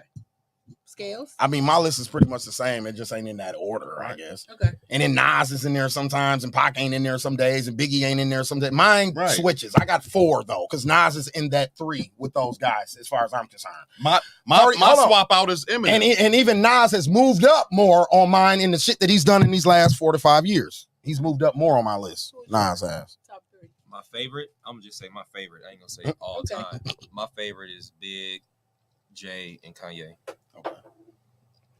Let me just say this. As a woman on this panel, Biggie had 2 albums. I'm purposing mine. I'm just saying. You did. He can't. Yes. Come on, man. He's trash. He's trash to me. Yeah. He's saying he's trash to me. I said. I don't like Kobe Bryant. Do I recognize that Kobe Bryant's a top 10 player of all time? Yes, I do. But if you ask me, do I want to watch Kobe? I think he's trash. Let me tell y'all what I did. We were on the road in Cleveland. He did not dominate his era. What? Kobe? He didn't. Man. Tim Duncan was in his conference. He got 5 rings too. So how Kobe didn't dominate then? It was only 10 years. The producers. It's only 10 years. He's checked out. It's only 10 years. So if it's 5 and 5, how Kobe didn't dominate? I mean, they both dominated, right? Exactly. That's what I'm trying to understand. It's 10 years. If we taking the 10-year challenge, they both dominated in the 10-year challenge. Logic. Let me tell y'all something. Kobe won 3 in a row. Did Duncan ever win 3 in a row? Yeah, that's a good point. Did Duncan ever win 2 in a row? Did Kobe win 3 in a row, or did Shaq win 3 in a row? You goddamn right. Or did Shaq win 3 in a row? No, Kobe won 3 in a row. Pull the stats up right now. Was Kobe the leader of that team? Pull the stats up. Was Kobe the leader of that team, or was Shaq? Yes. Was Shaq the most dominant? Yes. Down on that second ring, Shaq averaged 31. Kobe averaged 29. The third ring. That was the third ring. What did you just say? That was the third ring. Shaq That was the third ring. 29. That was the third ring. That was the third ring. You pull up the stats. That was the third ring. Look at Kobe. Look at the stats that the Lakers to get to the finals. He got his book bag. He got Shaq book bag. When they got to the finals, of course we gonna murder Keith Van Horn and shit. So we dumping it inside. So Shaq in the actual finals, Shaq's stats is higher. But when they actually had to battle to get there, when they had to beat the Kings and when they had to beat the Spurs, pull them stats up. The Kings? Yes, the Kings. They didn't play. Yes, they did. What? 2002? Go back to music. Let's go back to music. We talking about 2002? Back to music. Back to music. Huh? Back to music. Tell me Doug Christie them is 2001. He don't know, bro. Okay, so 01, 02. Tell me your Tupac story. I want to hear your Tupac story. Oh, you say you was at the my show. Tupac story is I was at the show. Yes. In Milwaukee where he where he talked about Yummy Sandifer. Yes. I didn't understand what was going on that night. My sister had to take me because she was a teenager, and my mama was like, "You're not going, because you got to babysit your brother." So she took me to see Too Short, Scarface, Tupac. You know what I mean? It was some New York niggas on that show too. No, it wasn't no New. It was all West Coast and down South niggas. Okay, I'm not, bro. I was a kid, bro. I'm probably like 6, 7 years old. Okay, I will never forget. I cried that night. Because they were trying to kill Tupac. Yeah. Okay. Literally, I watched them chase them out of the Mecca, which is the Milwaukee Theater now, out of there, across the street to the Hyatt, which is some high-rise parking thing now. Well, no, still a Hyatt. Yeah. And they tore the doors down to the Hyatt. I was a baby, like right there watching it. My sister was chasing the shit because it was Tupac, of course, and I'm with her. Gerard said you was like 10 then. And she was dragging me. No, we wasn't. No, I wasn't 10. Hey, I need your top 3, G. Hell Get no, ready. Gerard. Your top 3. I wasn't 10. Tupac. That's top right. 3. So I'm gonna tell you the Tupac story when he came to Milwaukee. So I met Pac and Son in front of that same club in LA. Pac, long story, but Pac asked Jay, "Can he get my number?" I said, "Yeah." Gave me his number. Said he's coming to Milwaukee. Came to Milwaukee, called us to the hotel. He played. He did Cradle to the Grave. Okay. Took his shirt off, hit the weed, rapped his whole verse. Right. We go to the show. Show's going on. He stops the show. He says, "If you out here killing kids, you ain't no gangster. You a punk." Yep. The whole Trefo mob is in the front. So them niggas like, what? So they start throwing change. He said, he stops the music again. He says, $100 to whoever bring me the person that's throwing the change. Them niggas is in the front. I'm throwing, like, nigga, it's me.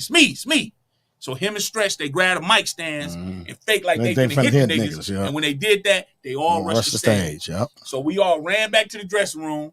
We got guns and shit all in the dressing room. We got them in the salad, the bread, all type of shit. The police come in there. Real shit. Police comes in there. My man had the video too. I wish that video be worth millions right now. Facts. So we go.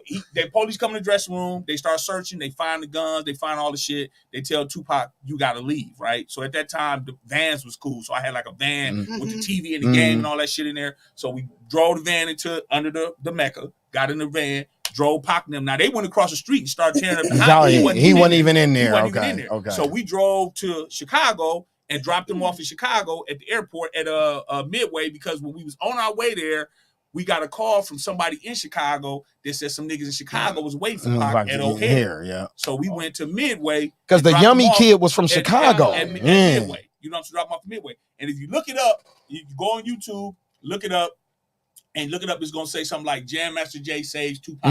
Yep. I seen that before. I didn't know your ass was there that night, but I should have known you was there that night. Yeah, I watched 100 grand. That's my man. 100 grand. He said it's literally the same story Spice One tells. It's literally the same story. Got some remix shit in his Yeah.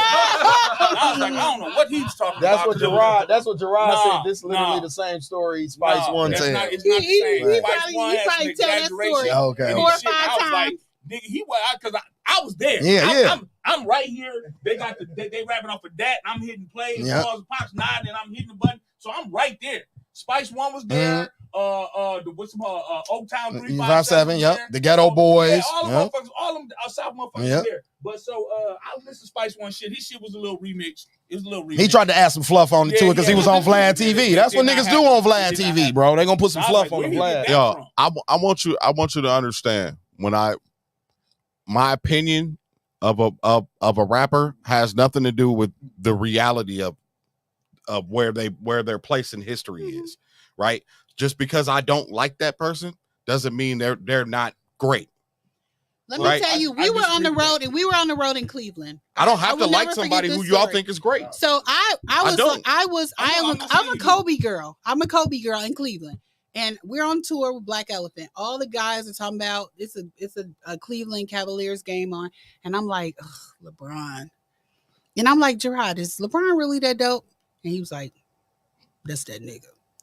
So we gonna fast forward. He said he the GOAT in the comments. We gonna fast forward. Gerard said LeBron is the GOAT. Wait, we fast forward. Yeah, at all. That's why I'm trying to slow down because we'll be here all night. I saw LeBron. He went down. He shot a layup from outside the court. He was jumping and shot backwards, and it went up in the hoop. And I looked at my husband. I said, "This nigga Jesus." And from that point on, I was like, "You got it. You got it." Because I wasn't even acknowledging his presence because I was so Kobe focused. Back to your history. Right. You want to go back to Kobe Bryant? I love Kobe. No. I want to talk basketball. He lost that. I want to know when you. I don't know how I'll lose that with a guy who's not even the best guy at his position. You want him to be top 3. How was he the best guy at his position? Who? Kobe. Who was better than Kobe? Mike. Okay, and who else? That's it. That's it. He's number 2. So how is he not top 3? You said he ain't top 3. There are other positions. Okay, you said top 3 at his position. Can you rewind that, bro? No, I said rewind that. We said the producers You said at his position. He said at his position. You said at his position. So I want to know who's the 3. Kobe was a shooting guard. Who cares about it? Who cares about at his position? Shooting guard's the weakest position in NBA history. The weakest? Yes. Bro, listen. Let's back get past the top 5. Get past the top 5, and then come on, bring me some shooting guards. I want to see what he was asking you about the history, though. I want to get to that. He said that because he doesn't like a particular rapper, that doesn't mean they don't have a place in history, right? Mm-hmm. So I'm saying, if we go outside and you see a Honda, right, and I say, man, that's an ugly car, right? So because by the masses it's recognized as the best car, it would never make my top greatest. It's subjective. It's subjective. Right. So what I'm saying to you is, so how is Pac in your top 3? But you had all these about he's fake, he's not this, he's an actor, it was juice, and all this other stuff. Is it social impact? First of all, I got a whole spreadsheet. Okay. Right. But I don't like Tupac. But that doesn't mean because I go by the numbers. What's the numbers? So I got impact, sales, lyrical ability. You just said he wasn't lyrical. It's very low on his list. But impact, he's number 1. Oh yeah, he's number 1. Yeah. He's global. Even influence. You can put him in number 1 for influence. This nigga still rapping like Tupac right now. Yeah. Tupac's number 1. The most influential rapper of all time. Over Kanye West? Yeah, we calling Kanye a rapper? Or are we putting Kanye in top 10 list? Hold on. And he didn't write his shit? So you love that goalpost, don't you?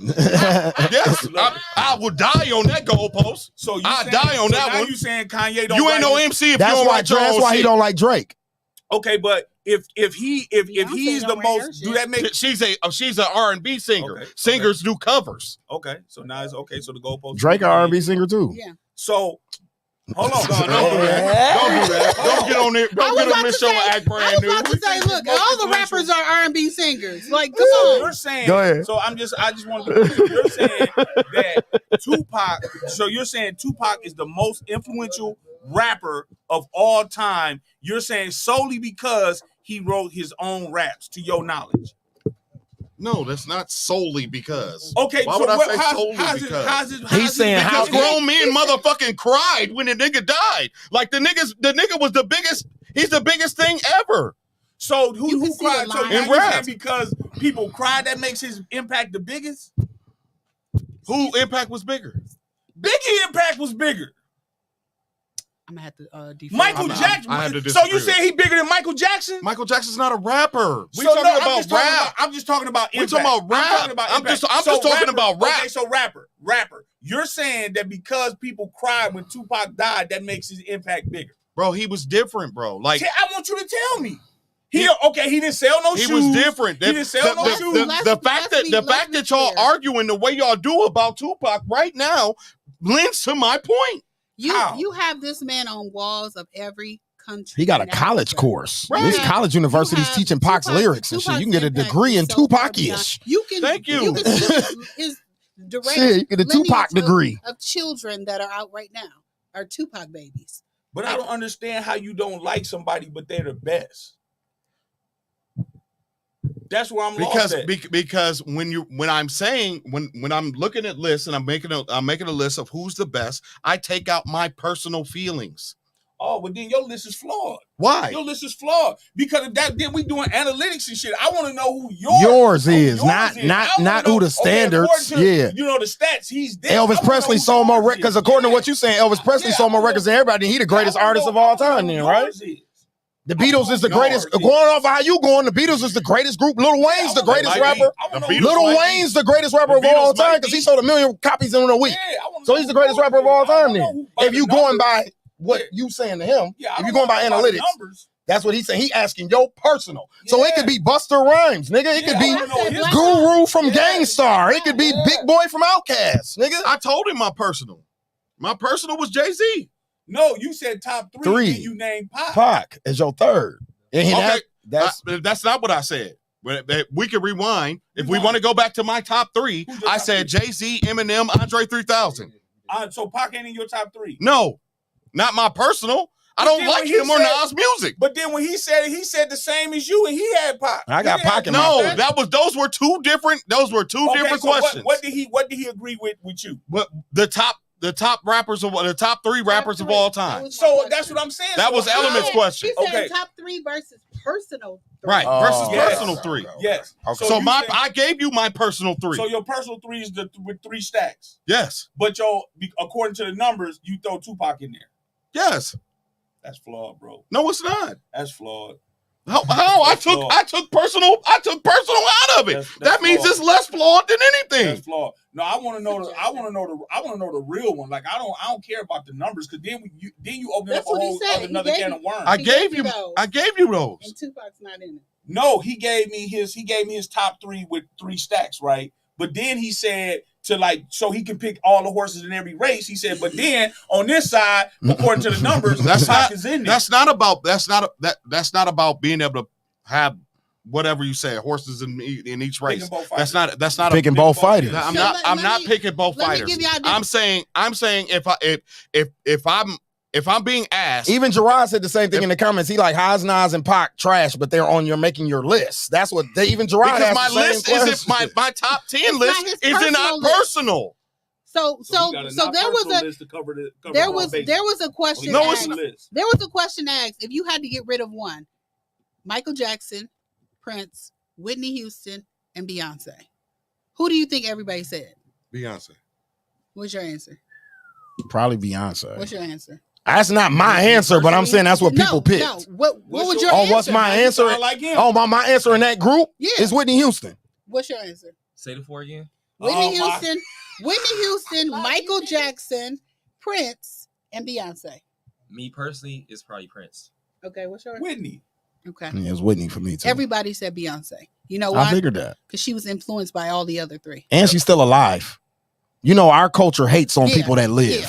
Well, I don't know. No, I'm telling you, if Pac was still alive, they would like Pac, but they wouldn't like him as much as they do. I'm telling you that right now. Correct. Nas and Jay-Z, we act like Make these sure niggas you ain't doing look shit. out These for my niggas done did husband's, phenomenal last shit. chapter For of these his niggas to dissertation. still be, for these, like, Nas moved back in my top 5 because he's still dope at 51 or whatever. Like, bro, for you to still be relevant at 51 with $400 million in the bank or whatever the fuck, that's dope to me. You understand what I'm saying? Because niggas lose their passion for shit after a while. You get some money, you get comfortable, you get lazy. This nigga Nas dropped 6 albums in 4 years. You see what I'm saying? So that's what I'm saying. Like, that's why he moved back up in my shit. Nas did. He always been dope, but I'm saying his work ethic over these last 3 years or whatever has been unmatched. Top female MC. Go. Missy Elliott. Y'all got quiet as fuck. Yes, that's I hard. didn't have to think. That's It's Missy hard. Elliott. I don't. It's hard for me to put Missy in the rapper category, my nigga. Yeah, Missy is hard to put her in the rapper category. She's an artist, bro. Not just no rapper. Yeah. She do everything, bro. Write, produce, sing. Yeah, But she she does the rap, GOAT. so She it is do rap. rap, but it's a Her lot of rap people who albums, rap. to me are. Hmm. I don't think she has a classic rap album. Just straight rap. Missy, right? Yes. No, she doesn't. I don't think. It's I don't good, think any. but I don't think any female has. Hardcore Lil' Kim is definitely to me. Yeah, me too. Hardcore by I Lil' would Kim is call a that classic. classic. Even goalposts. I see it. He low. I like. Hey, I would call He Hardcore low. Go a ahead, classic get him with it. rap Hit him. album. Biggie wrote that. There you go, my man. I would knew it agree. was coming. Biggie wrote I that. would So It's coming. Okay. Hey, Gerard, what's Lil Kim's best album? I already know the answer. He not gonna say hardcore. No, he's not. what was it? La Bella Mafia. The album after Biggie died. When we both agree she got better after Biggie Notorious K.I.M. Yeah, that's Notorious K.I.M. That album was tough because the only song I didn't like was the Cisco record. The rest of the album was tough. Yeah, that was hard. She had some tough shit on there.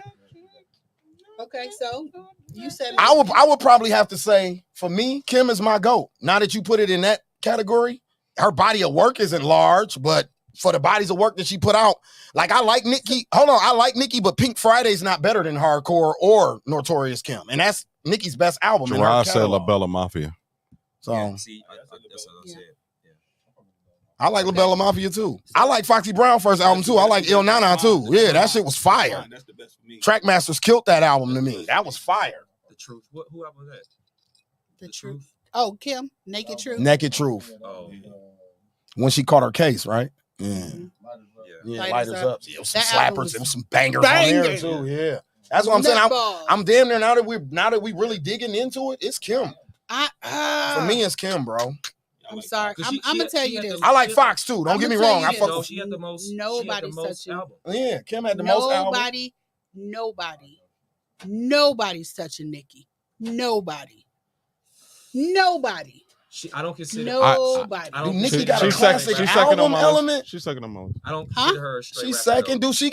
Do she got a classic album? No, I like Nicki too, but do she have a classic album? I said best female MC. I didn't say album. Oh, you're not talking about like I didn't career. say You're just album. talking about if you put a microphone in front of her and tell her If to you rap. put Nicki in here and we just start clapping on beat, Nicki's gonna turn out a fucking hit. By herself, not in a room full Damn, of I know writers. some girls who can rap though. I like your girl. Destiny. I know some girls who can rap though. That's fine. Like Rhapsody That's can fine. rap. Rhapsody. Tierra Whack is very dope. Rhapsody, Like I know some LaKaylee girls who 47, LaKaylee yeah, LaKaylee 40, yeah. I mean, like it's some girls who listen, can rap. I listen to this shit all Oh, day yeah. long. Nicki is a whole different monster. I'm giving it to you. My only Achilles, fuck with my you on only shot at Nicki is where's her classic body of work. That's my only complaint. And if that's the only complaint I got about you, then you're pretty fucking good. That's tough. That's tough. I've never been a fan of her albums. She's like Wayne to me. Her features and you know when she appear on some shit and she drops some nice singles, but her bodies of work, they've been hard for me to get through a whole body of work from Nicki Minaj. I'm not feeling nobody currently that has.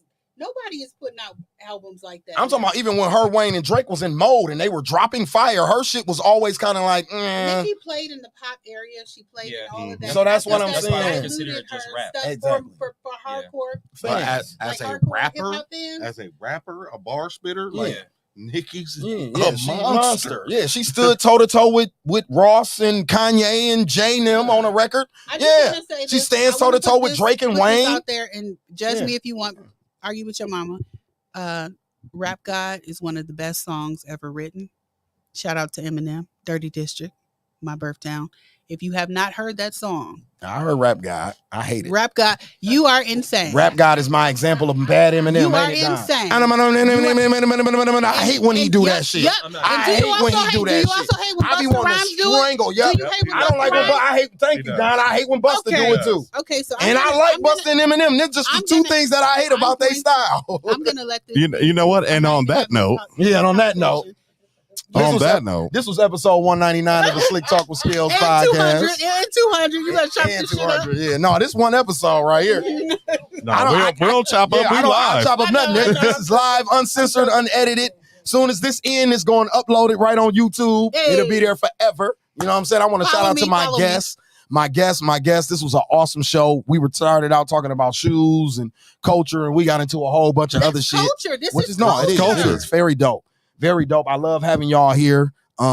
They all media people, and so that's how this shit turned into this. Element is on the radio every day. Yeah. So that's how this shit turned into this. That's why I love this energy from her. She couldn't wait. Like when I posted it on Instagram, she wrote in the comments like, I cannot wait to come talk. Yeah. So I already knew what she was on.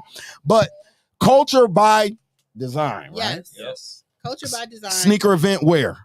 This will be at the Baird Center on Saturday from noon until noon until 7. So it's hours. How do you get tickets? Excuses. All you have to do is log on to mkefilm.org/CCF. Grab your tickets. There's so much going on starting tomorrow with DJ Spinderella. That's what I was going to have you plug that next. The next 8 days. Where's that event at? Spinderella is going to be at the Cooperage. Okay, Cooperage. Shout out to Cooperage. You come there, celebrate hip hop. It's not just going to be Spinderella. We got Doc B. No, Spinderella's fine. Fine. Still fine. That's what you call a cougar. Homer Blow, DJ Lolo, and Spinderella. I might go down there and growl at Spinderella one time. You are not going to growl at that woman. So fine ass. I will see you there. I'll see you at the Canny event, the cannabis event for our conversation. Parental advisory. I'm gonna be everywhere. We gonna always be everywhere. Look at her. Don't look. I ain't on screen, but I ain't on screen. It's a lot of great content happening on the 7th. Make sure Culture by Design Shake will be there. If you ever wanted to get in contact with this man, this is your opportunity to do just that. 100%. You heard what he. I'm coming to see him. We need to argue sports because no more sports, bro. You gotta stick to Gerard said this was the second longest podcast to Kanye on Drink Champs. You know, did you hear that? Yeah. Gerard said this was the second longest podcast next to Kanye on Drink Champs. You ain't got all the answers, Gerard. Well, what's crazy is we held the viewers that whole time. So Shake, man. What you had to say, bro? Stop it, the Kobe Bryant. Hey, I was gonna say weakest era of NBA. Weakest era of NBA. Wow. They average 90 points per game. Podcast on Monday nights at 7 p.m. They average 90 points per game during that era. Hey, shout out to Shake. We got the sofa sessions too. So come out see those. Those like intimate conversations. You can get some more in-depth info with some of the guests that we bring in and the sponsors. You see them on the screen. The Brewers, Sneaks, Jungle Gems, West Town Association, of course. Shout out to Milwaukee Film. Yes, sir. That's the Culture Mayor speaking, y'all. Mr. 40 under 40. You know what I mean? Yeah, man. And on that note, man, this was episode 199. Next week, Wednesday, will be my 200th episode of Slick Talk with Scalez. Yes. My sponsor claimed he gonna have some more drink for us because y'all see we only got a Kona. Our sponsor better be here. Yeah. Steve-O. I don't know. He's shooting movies, man. You know, fly in on a private jet. 200 bottles. Yeah, we need 200 bottles for the 200 episode, 200 strippers. And on that note, we out. I'll see y'all next Wednesday. Peace.